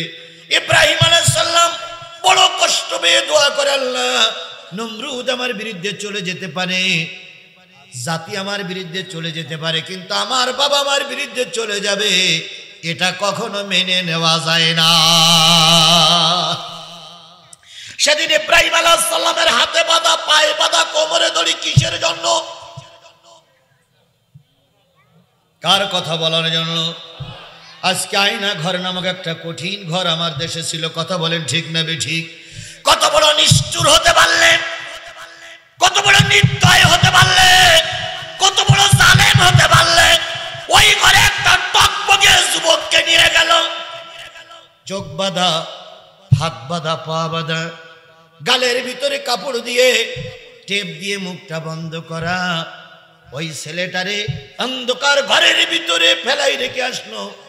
না দেশে খাওয়ার পানি, না দেশে পায়খানা পেশাবের জন্য কিছু, না দেশে খাওয়ার জিনিস। দীর্ঘ সময় ধরে ধরে ওই ছেলেটা কাঁদতেও পারেনি, চিৎকার দিতে পারেনি। ওই ছেলেটা ওই আয়না ঘরের ভিতরে পড়ে পড়ে ধুকে ধুকে ওইভাবে শুয়ে মারা গেছে। এখনো তার কঙ্কালগুলো সোরা অবস্থায় পাওয়া যাচ্ছে। কত বড় নিষ্ঠুর নির্দয় হতে পারলেন, কত বড় গাদ্দার হতে পারলেন, কত বড় মির্জাফর হতে পারলেন, একটা যুবককে এত কষ্ট দিয়ে মারা যায়। আর এখন সেই কথাগুলো যখন আমরা উচ্চারণ করি, আমাদের দেশের কিছু লোক সেই পক্ষে থেকে আমাদের বিপক্ষে কথা বলেন, ঠিক না বেঠিক? একবার ইতিহাস খুঁজে দেখো, সেই জননেত্রী, সেই কি বলে দেশের মানুষ কন্যা, আমি চিন্তা করি মানুষ কন্যা না অমানুষ কন্যা, অমানুষ নামক এই কন্যা কত কষ্ট আমার দেশের মানুষকে দিয়েছে, কথা বলেন ঠিক না বেঠিক? আমি আজিজুল ইসলাম জিহাদি, আমি আগের মাহফিলেও বলেছি, এখনো বলতেছি, আমি কোনো বড় দলের কোনো বড় পদে আমাকে আল্লাহ রাখিনি, কারণ আমি বিভিন্ন জায়গায় সফর করার কারণে কোনো দলের বড় পদ আমার নাই, আমি কোনো বড় পদ নিয়ে বসে থাকিনি, আমি শুধু ধর্মের কথা গোটা দেশে বলে বেড়াই। আমাকে ওনারা ধরার পরে 5 দিন আমাকে গুম করে রাখলো, 5 দিন আমার হাত বেঁধে রাখলো, পা বেঁধে রাখলো, 5 দিনের ভিতরে হাত আমার খুলে দেয়নি, পা আমার খুলে দেয়নি। 5 দিনের ভিতর আমার বাচ্চাগুলো সমস্ত রাস্তায় রাস্তায় কেঁদেছে, আওয়ামী লীগের দ্বারে দ্বারে ঘুরেছে, তারপরে থানায় গেছে, ডিবি পুলিশের কাছে গেছে, এসপি সাহেবের পা জড়াই ধরে বলেছে, স্যার আমার আব্বুরে দয়া করে মুক্তি দেন। সেদিন এসপি সাহেব বলেছে, তোমার বাবার সংবাদ আমরা জানি না। ডিবি অফিসারের কাছে যে কান্দেছে, আমার আব্বারে ফিরাইয়া দেন। ডিবি অফিসার ফিরাই দেয়নি। ওসি সাহেবের কাছে যে বলেছে, আপনারা ধরে নিয়ে আসছেন, আমার আব্বারে ফিরাই দেন। সন্তানগুলোর লাথি মেরে থানার থেকে তাড়িয়ে দিয়েছে। ও আমার জাতি, ও আমার বগুড়াবাসী, অনেক নেতারা বলে, হুজুর এখন তো দেশের পরিবর্তন হয়েছে, এখন আর গরম কথা না বলাই ভালো। যখন ওই কথাগুলো আমার দিলে সাড়া দেয়, আমার বিবেককে আমি আর কন্ট্রোল করে রাখতে পারি না। ও আমার জাতি, শুধু আমি নই, এভাবে হাজারো বিএনপি জামাতের নেতা কর্মীদেরকে অত্যাচার করে করে দুকে দুকে মেরে দেওয়া হয়েছে। সেসব ইতিহাস কি জাতি ভুলে গেছে? ও আমার জাতি, সেগুলোকে ভুলে গেছ। খালেদা জিয়া 3 বারের প্রধানমন্ত্রীর ছেলের জানাজা তিনি করতে পারেননি। কথা বলেন, কথা বলেন, কথা বলেন। তারেক জিয়ার মতন একজন সুদক্ষ রাজনীতিবিদ দীর্ঘ বছরের পরে বছর দেশে আসতে পারতেছে না। বাদশা ভাই সহ বিএনপির অগণিত নেতা কর্মীর নামে অগণিত মামলা, কথা বলেন ঠিক না বেঠিক? আমরা কি অন্যায় করেছিলাম? আমরা তো ওদের দেশ থেকে তাড়াতে চাইনি, কথা বলেন ঠিক না বেঠিক?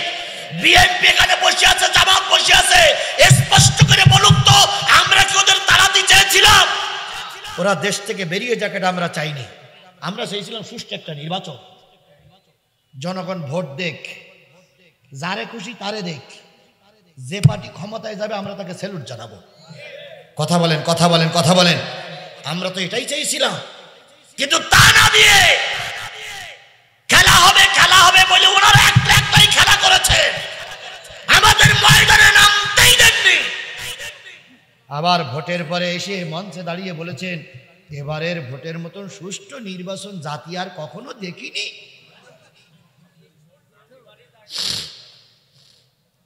তাই আমরা বলেছিলাম, সুষ্ঠু হয়েছে নির্বাচন, ভোট দিয়েছে প্রশাসন, তাকিয়ে তাকিয়ে দেখেছে জনগণ।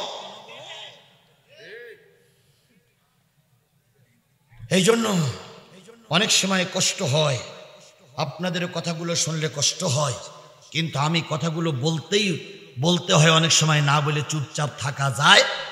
তাহলে বলতেছিলাম, ইব্রাহিম আলাইহিস সালামের পথে বাধা, তার নিজের বাবা আগুনের ভিতরে ফেলাই দিল। ইব্রাহিম আলাইহিস সালাম সাহায্য চাইলেন কার কাছে? ও আমার জাতি, কার কাছে সাহায্য চাইলেন? একটা জিনিস মনে রেখো, দুনিয়ার সবার সাহায্যের দরজা যখন বন্ধ হয়ে যায়, তোমার মালিক তখন সাহায্যের দরজা খুলে দেয়। আল্লামা সাঈদীর রিমান্ড চলছে, ট্রাইব্যুনালে শুনানি চলতেছে।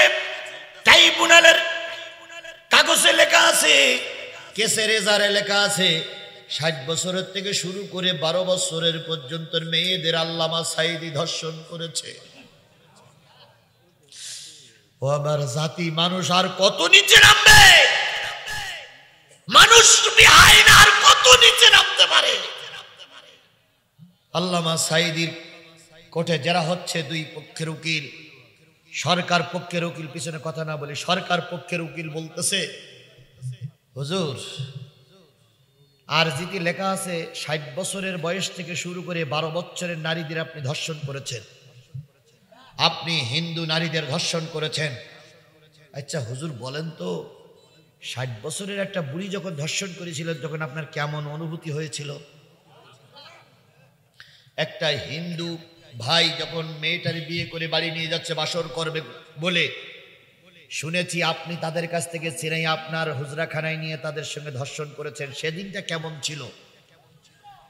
বুঝলেন, একটা নারীর ধর্ষণ করেছেন, 12 বছরের একটা শিশু মেয়ের ধর্ষণ করেছেন, তখন আপনার কেমন লেগেছে? আল্লামা সাঈদী কুরআন বুকে নিয়ে বলেছিল, হে আমার রব, এরা যা আমার বিরুদ্ধে বক্তব্য দিচ্ছে, তুমি জানো এর সঙ্গে আমি কোন প্রকার সম্পৃক্ত ছিলাম না। কথা বলুন, কথা বলুন, কথা বলুন। আমাদের দোয়া কতটুকু কবুল হয়েছে আমি জানি না। আল্লামা সাঈদীর চোখের পানি আল্লাহ পাক বিফলে দেয়নি।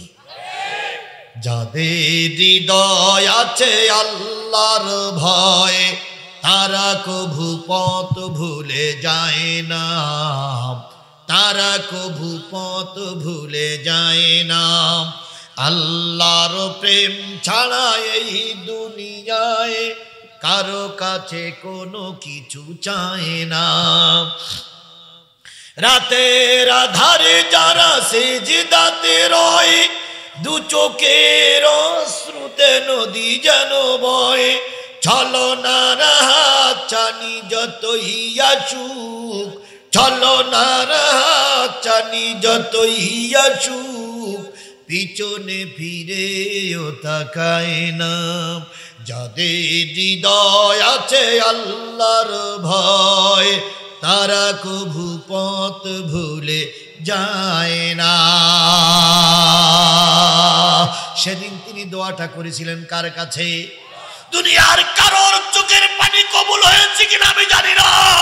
আল্লামা সাঈদীর কোটের ওই পানিটা বিফলে যায়নি, ব্যক্তির বাচ্চা পালিয়ে গেছে।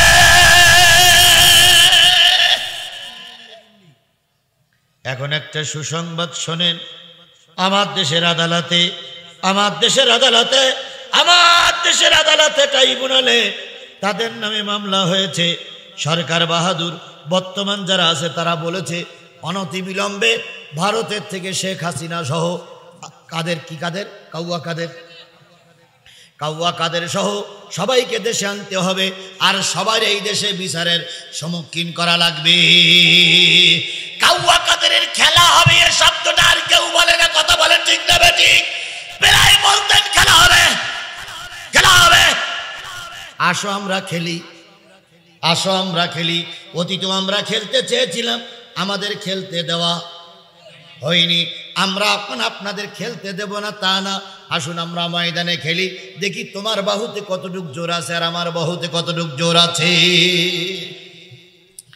মাসুদ তুমি ভালো হয়ে যাও, এ কথাকে কইবে আর পালিয়ে গেছে কাউয়া কাদের, কেউ জানে না খবর তার, ভালো হয়ে যা।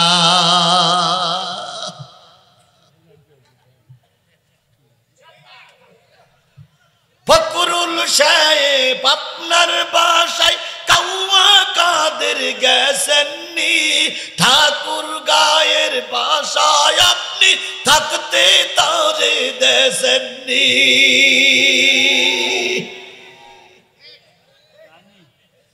তার সাথে যে হিসাব বাকি, হায় হায়,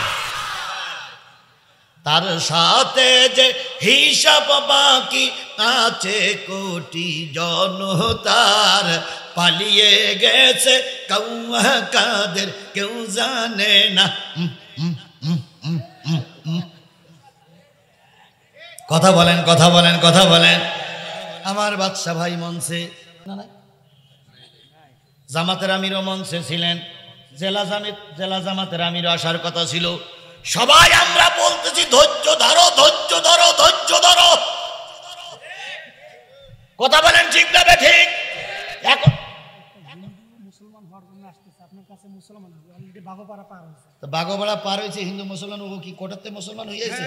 হ্যাঁ সেটা বুঝো, আন্নাতে বলো আমার ধরি না জেলে যাবেন। হ্যাঁ হ্যাঁ সেটা আসুক। আলহামদুলিল্লাহ, আলহামদুলিল্লাহ। বাঘোপাড়া থেকে এক হিন্দু অমুসলিম মুসলমান হবে, আলহামদুলিল্লাহ। বাড়ি পঞ্চগড়, আলহামদুলিল্লাহ। জোরে বলেন নারে তাকবীর। আল্লাহ কবুল করুক। আমাদের সময় কম, এতক্ষণ কনে ছিল হলো আমাদের সময় কম। আচ্ছা বসে, আসুক আসুক। আমার ভাইরা, হ্যাঁ যে জিনিসটা বোঝাতে চাচ্ছিলাম সেটা হলো, সবাই আমরা ধৈর্য রোজ করলাম, অশেষ। ওই যে গেট দেখা যায়, মাহফিলি শেষে দেখতেছেন গেটের গায়ে হেলান দিয়ে কাউয়া কাদের দাঁড়াই আছে, দাঁড়াই চুপচাপ করে হেসতেছে। বলেন তো বক্সিং না দিয়ে বাড়ি যাবেন কেনা? যতই ধৈর্য ধারণ করো, ধৈর্য ধারণ করো, এই ওয়াজ আর কারোর তখন শোনানো যাবে না। শুধু বলে ধর ধর, আওয়ামী লীগ ধর, ধর ধর, ছাত্রলীগ ধর, ধর ধর, ধইরা ফেল। ধৈর্যের বয়ান আমরা করতেছি, কিন্তু সব জায়গায় ধৈর্য ধারণ করলে চলবে না। কিছু কিছু জায়গায় লাঠি উঁচু করা লাগবে। আল্লামা সাঈদীর একটা ওয়াজ আপনাদের সামনে জানা আছে। সাঈদীর কাছে এক সাপ গেছে মুরিদ হতে, জানেন আপনারা? তো সাঈদী সাহেব বলতে আমি তোর মুরিদ করবো না। কয় কেন হুজুর? কয় তোর রাগ বেশি, রাগী লোক মুরিদ করলে আমার বিপদে পড়তে হবে। তো সাপ বলতে হুজুর মুরিদ হওয়ার পরে আর রাগ করবো না। কয় তুই তো সাপ, তোর বিশ্বাস নেই। কয় না হুজুর মুরিদ করে দেন।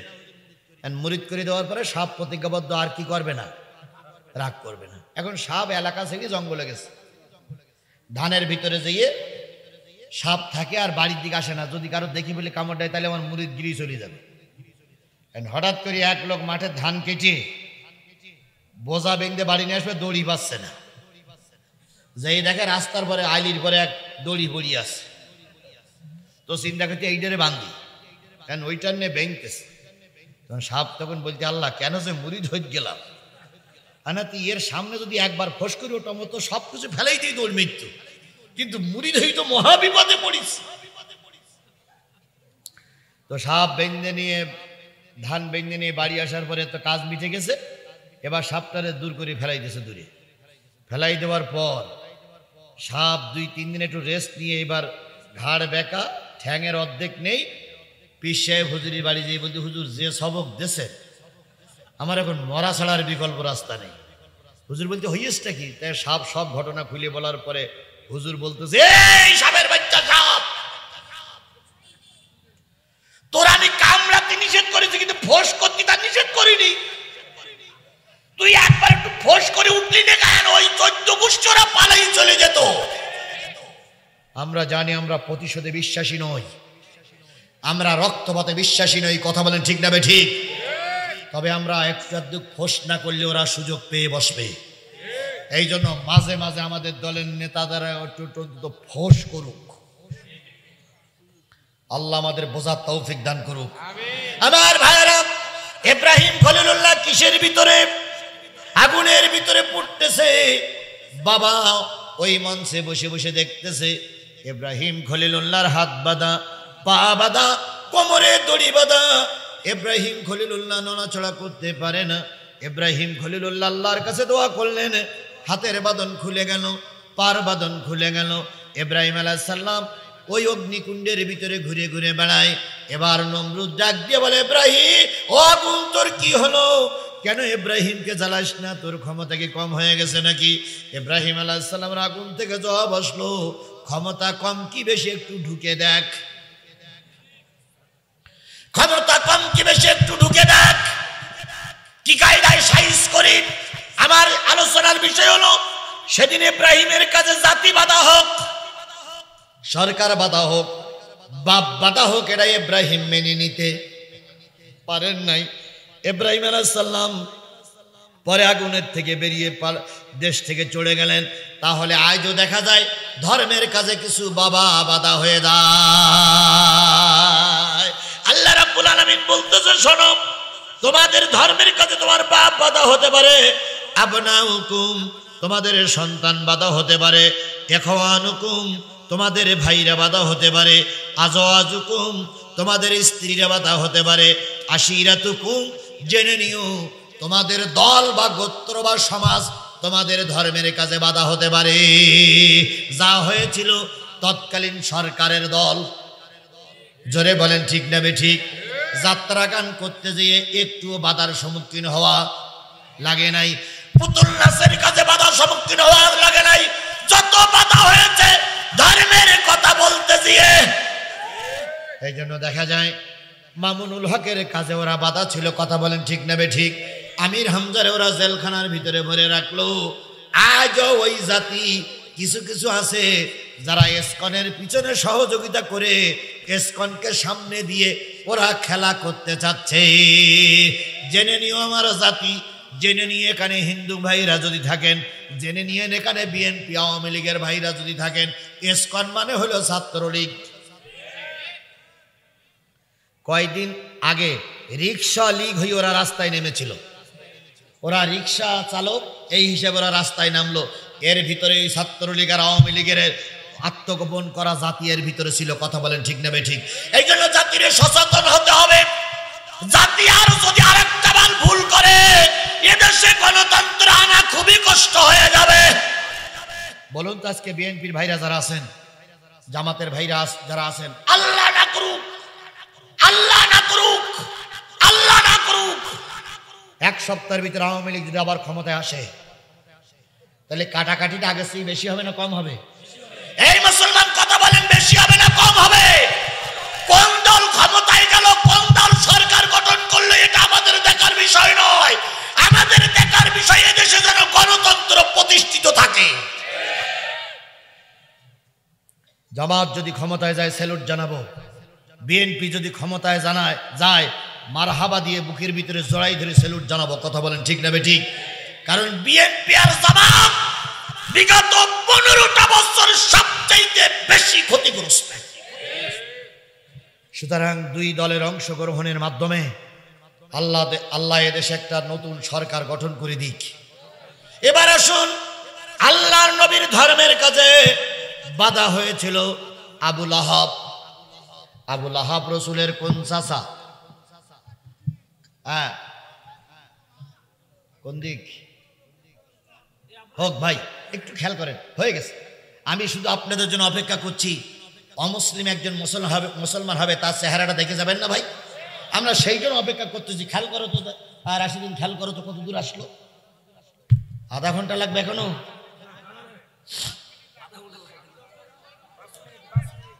আমার ভাইরা, আবু লাহাবের পাশেই রসুলের বাড়ি, সুবহানাল্লাহ বলেন। সবচেয়ে বেশি শত্রু আবু লাহাব রসুলের জন্য। আজকেও দেখা যায় আওয়ামী লীগ বিএনপি পাশাপাশি ঘর। যদি আওয়ামী লীগের লোকেরা বিএনপি লোকদের ধরাই না দিত, আওয়ামী লীগ যুবলীগ ছাত্রলীগের লোকেরা যদি আমাদের ভাইদের ধরাই না দিত, আল্লাহর কসম আমাদের কোনো সন্তান রাজপথে মারা যেত না। তবে আবু লাহাব চলে গেছে, আবু লাহাবের উত্তরসূরিরা এখনো আছে না নাই? আমি ধরে নেই আবু লাহাবের ছোট বোন ভারতে পালাই গেছে। আবু লাহাবেরই বংশ।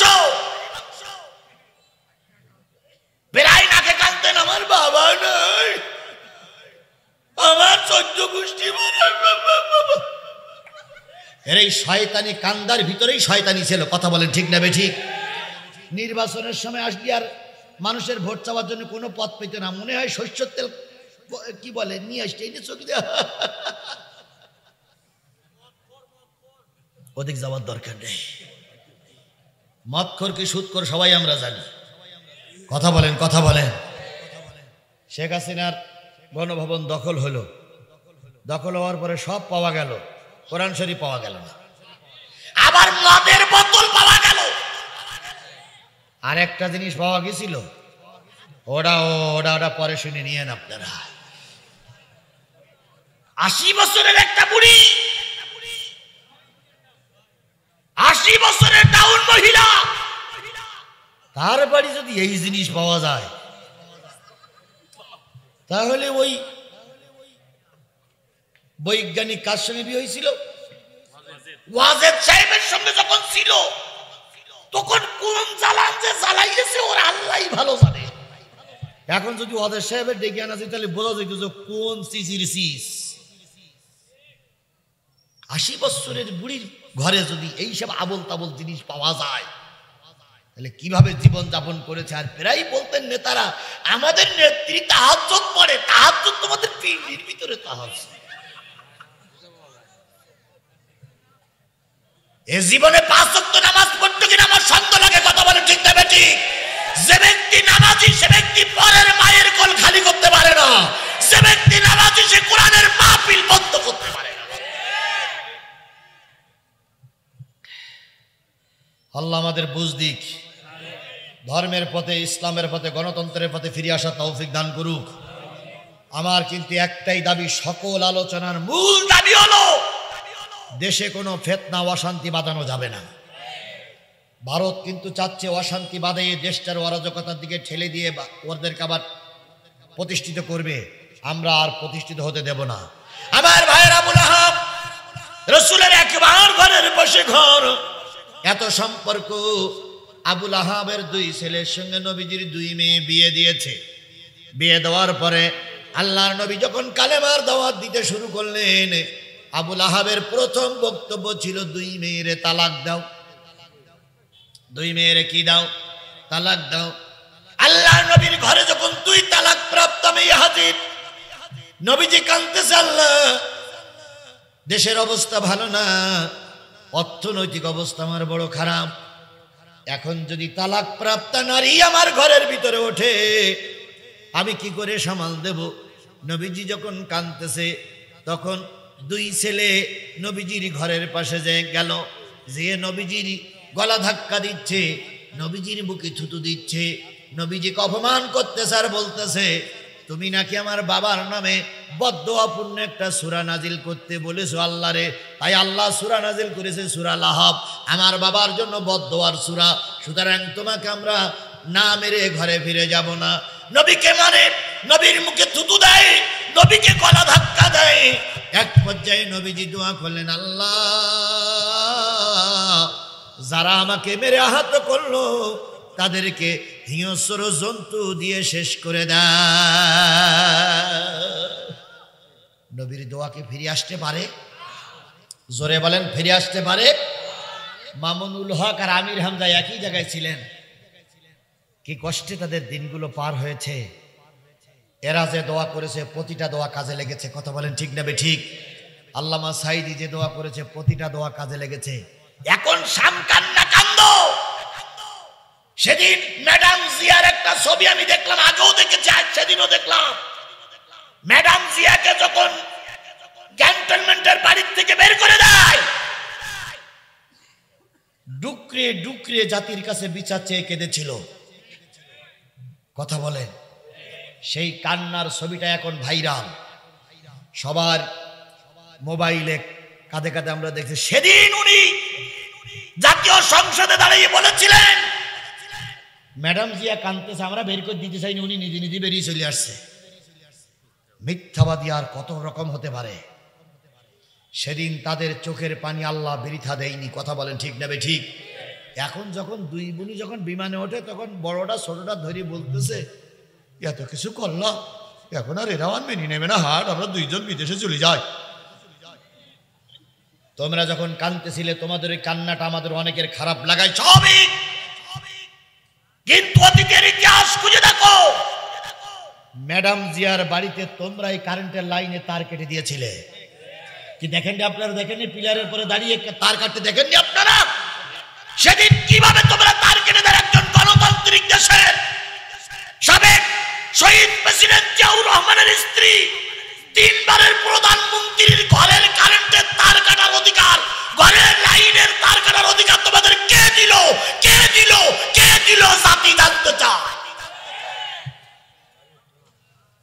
এখানে এখানে হিন্দুরা কারেন্টের লাইন পায় না? এই মুসলমান কথা বলেন, পায় না? এখানে কমিউনিস্ট পার্টির লোকেরা কারেন্টের লাইন পায় না? তাহলে কমিউনিস্ট পার্টির লোক কারেন্টের লাইন পায়, হিন্দুরা কারেন্টের লাইন পায়, আর 3 বারের প্রধানমন্ত্রী লাইন কেটে দিয়ে বলতেছে আর কারেন্ট দেওয়া যাবে না। কারেন্ট তোমার বাবার পৈতৃক সম্পদ। তারপরে বলেছিল শেখ খালেদা জিয়া আর ইউনূসকে পদ্মা নদী থেকে কি করবে? টুস করে ফেলাই দেবে। সেদিনকে সেনাবাহিনীর একটা অনুষ্ঠান হয়ে গেল, সেনাকুঞ্জে একটা অনুষ্ঠান হয়ে গেছে না? সেইখানে দেখা গেল ম্যাডাম জিয়া আর ইউনূস সাহেব একেবারে পাশাপাশি বসে কি গল্প করতেছে ওটা কেউ দেখায়নি। তবে গল্পের ভাব থেকে বুঝলাম দুইজন বিরাট খুশি। এটা কার দেওয়া সম্পদ? এটা কে দিলেন? জাতি বুঝতে হবে, উল্টো বোঝার কোনো সুযোগ নেই। আমার ভাইয়েরা, আবু লাহাব ছেলেদের দিয়ে নবীকে অপমান করলেন, নবীজি দোয়া করলেন, নবীজি দোয়া করলেন দুইজনকে হায়না দিয়ে কুকুর দিয়ে ধ্বংস করে দাও, আয়না দিয়ে কুকুর দিয়ে ধ্বংস করে দাও। হইলেও তাই, দেখা গেল 2 ছেলে ধ্বংস হয়ে গেছে। আবু লাহাবের জন্য বদদোয়া করেছিলেন, আবু লাহাব ধ্বংস হয়েছে প্লেগ রোগে, এখন বাকি আছে শুটকি বুড়ি। আবু লাহাবের স্ত্রীর নাম কি? উম্মে জামিল। আবু লাহাবের নাম ছিল আব্দুল উজ্জা, মানে অগ্নিপুত্র। আমি তো আবদারি করতে গেলে তো সমস্যা হয়ে যাবেন জামাল।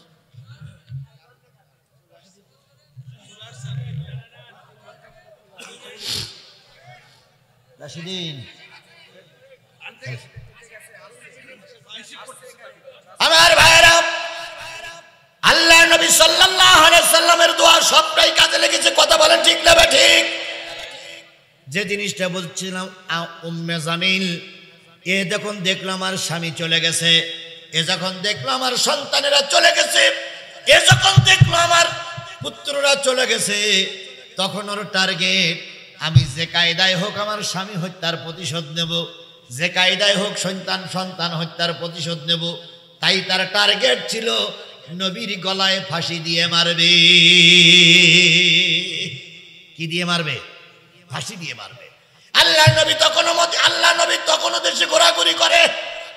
আবু লাহাবের স্ত্রী উম্মে জামিল, তার বাবা ছিল ওই জাতির পিতা, নাম ছিল হার্ব। কি নাম? হার্বকে তৎকালীন যুগের মক্কার পিতা হিসেবে মানা হতো। তাহলে যারা জাতির পিতার কন্যা হয় তারা মনে হয় এরকম একটা সন্ত্রাসী হয় নাকি, এরকম জঙ্গি হয় নাকি? হার্বের মেয়ে উম্মে জামিল, তার টার্গেট ছিল স্বামী মারা গেছে মুহাম্মাদের কারণে, ছেলে দুটো মারা গেছে মুহাম্মাদের কারণে, ঘর বাড়ি ধ্বংস হয়েছে মুহাম্মাদের কারণে, আমি মুহাম্মাদকে ফাঁসিতে ঝুলাইয়ে মারব।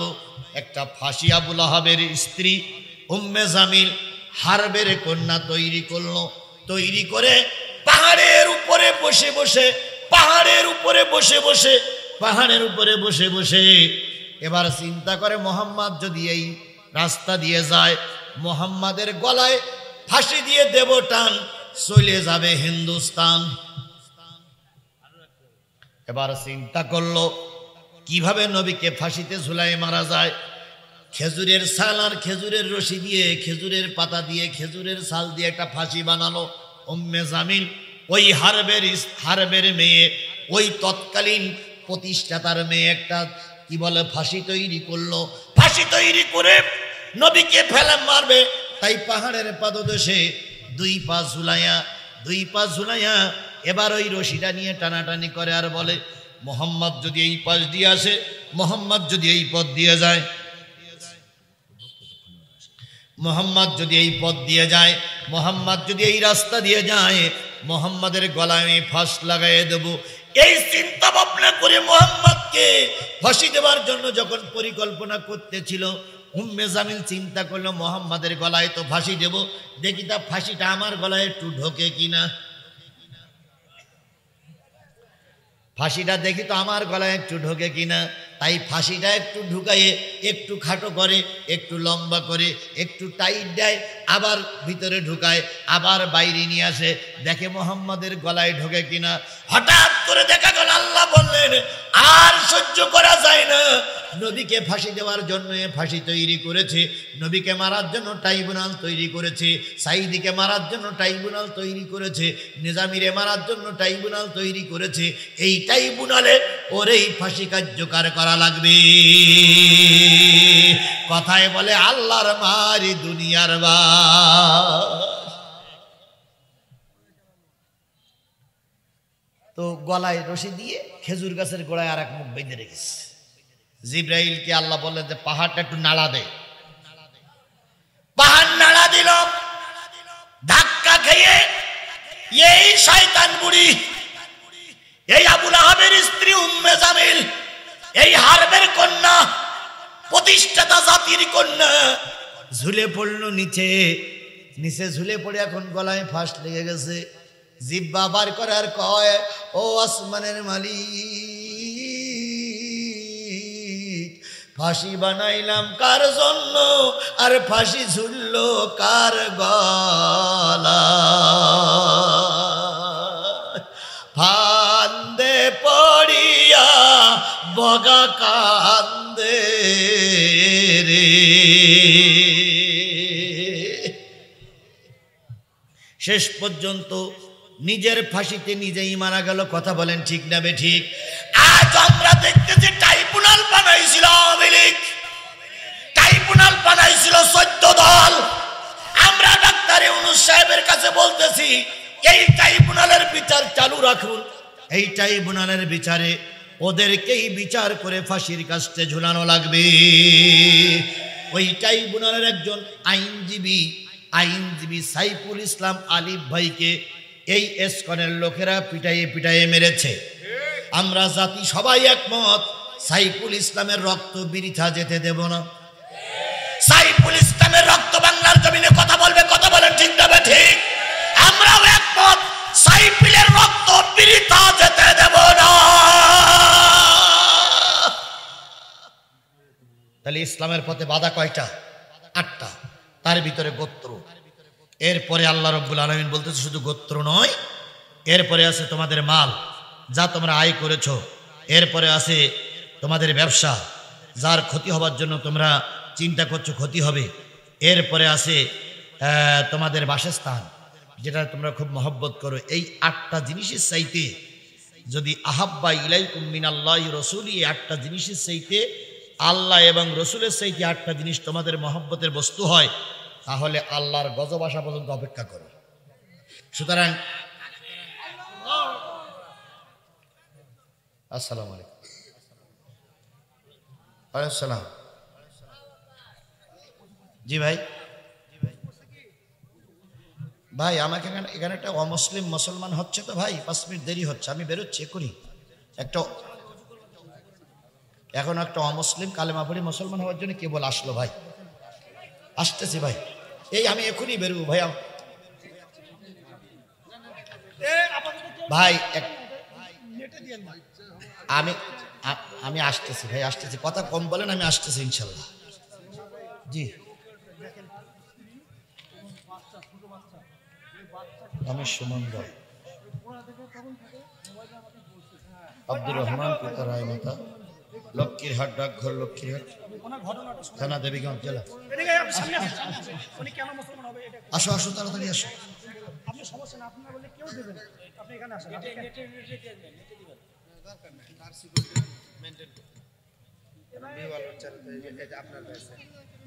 ও মুসলমান হচ্ছে, এনার ছেলেকে ছেলে নিয়ে আমার ছেলেকে যখন খারাপ নৌকা ডুবে পঞ্চগড়ে আমাদের একটা নৌকা ডুবে, হ্যাঁ নৌকা ডুবেছে, জি জি জি। এখানে আমার ছেলে, আমার শাশুড়ি মারা গেছে, আমার 18 মাসের বাচ্চাকে যেভাবে পুরো হয়েছে এই কষ্টটা দেখে আমি মুসলমান হইতেছি, বুঝছেন? আচ্ছা, তুমি কি কোর্টের মাধ্যমে এটা সব ঠিক করেছো?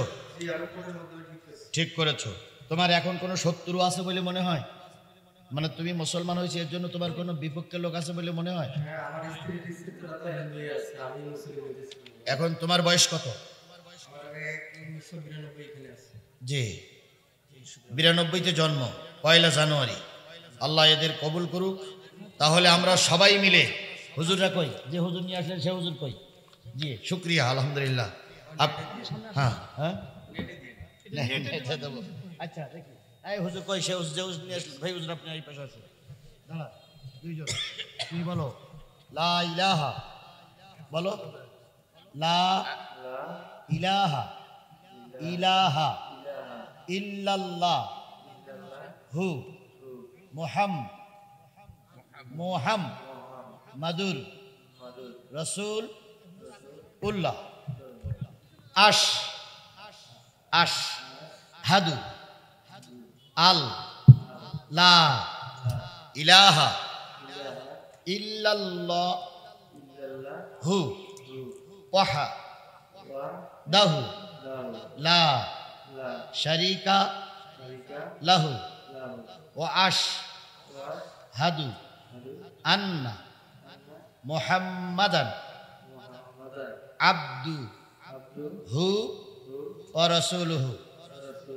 এবার তুই বল, আমি সাক্ষ্য দিচ্ছি যে আল্লাহ ছাড়া কোনো ইলাহা নাই, আইনদাতা নাই, উপাস্য নাই।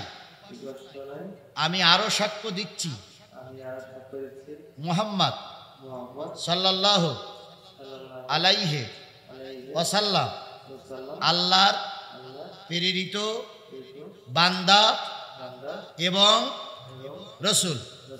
তোমার নাম কি রেখেছো ভাই? আব্দুর রহমান। আগে ছিল সুমন রায়, এখন হয়ে গেছে কি? আব্দুর রহমান। আল্লাহ আগের পিতা ছিল নিশু রায়, এখন হ্যাঁ আল্লাহ পাক এই এর কবুল করুক। একটু সালাম দিক, সবাই সালাম দিক। জি,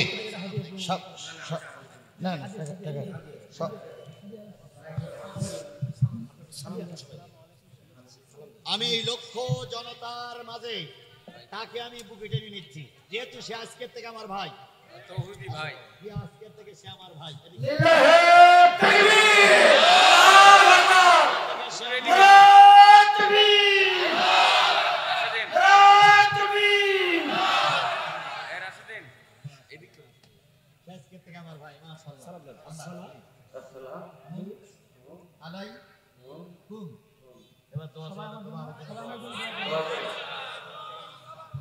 কাগজের ফটোকপি রেখে দিও, এই কাগজের ফটোকপি রেখে দিও, এই কাগজের ফটোকপি এই কাগজের সম্মানিত উপস্থিতি, দোয়া হলো করুন যাবেন না। এরপর ইসলামী সাংস্কৃতিক অনুষ্ঠান আছে। এ পর্যায়ে কথা বলছেন বগুড়ার জনমানুষের নেতা, বগুড়ার সাবেক জেলা, বগুড়া জেলা বিএনপির সম্মানিত সভাপতি জনাব মোহাম্মদ রেজাউল করিম বাদশা। দোয়া হবে, দোয়া হবে, আপনারা যাবেন না। হুজুর দোয়া করবেন।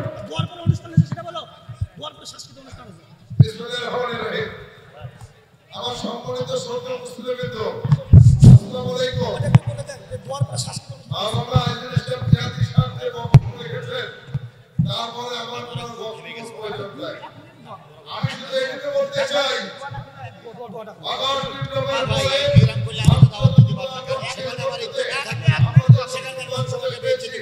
সেই বাংলাদেশের ষড়যন্ত্র চলছে, সেই বাংলাদেশের বিরুদ্ধে যে ষড়যন্ত্র চলছে,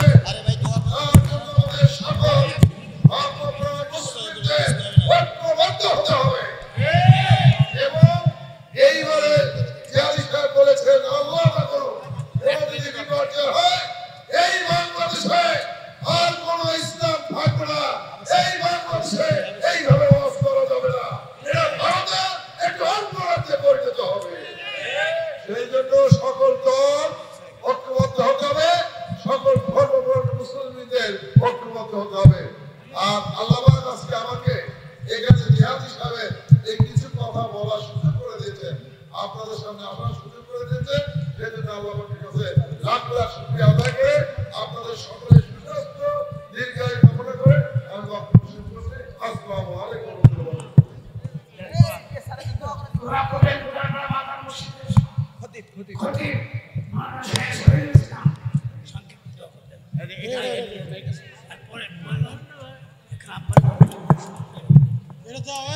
اللهم صل على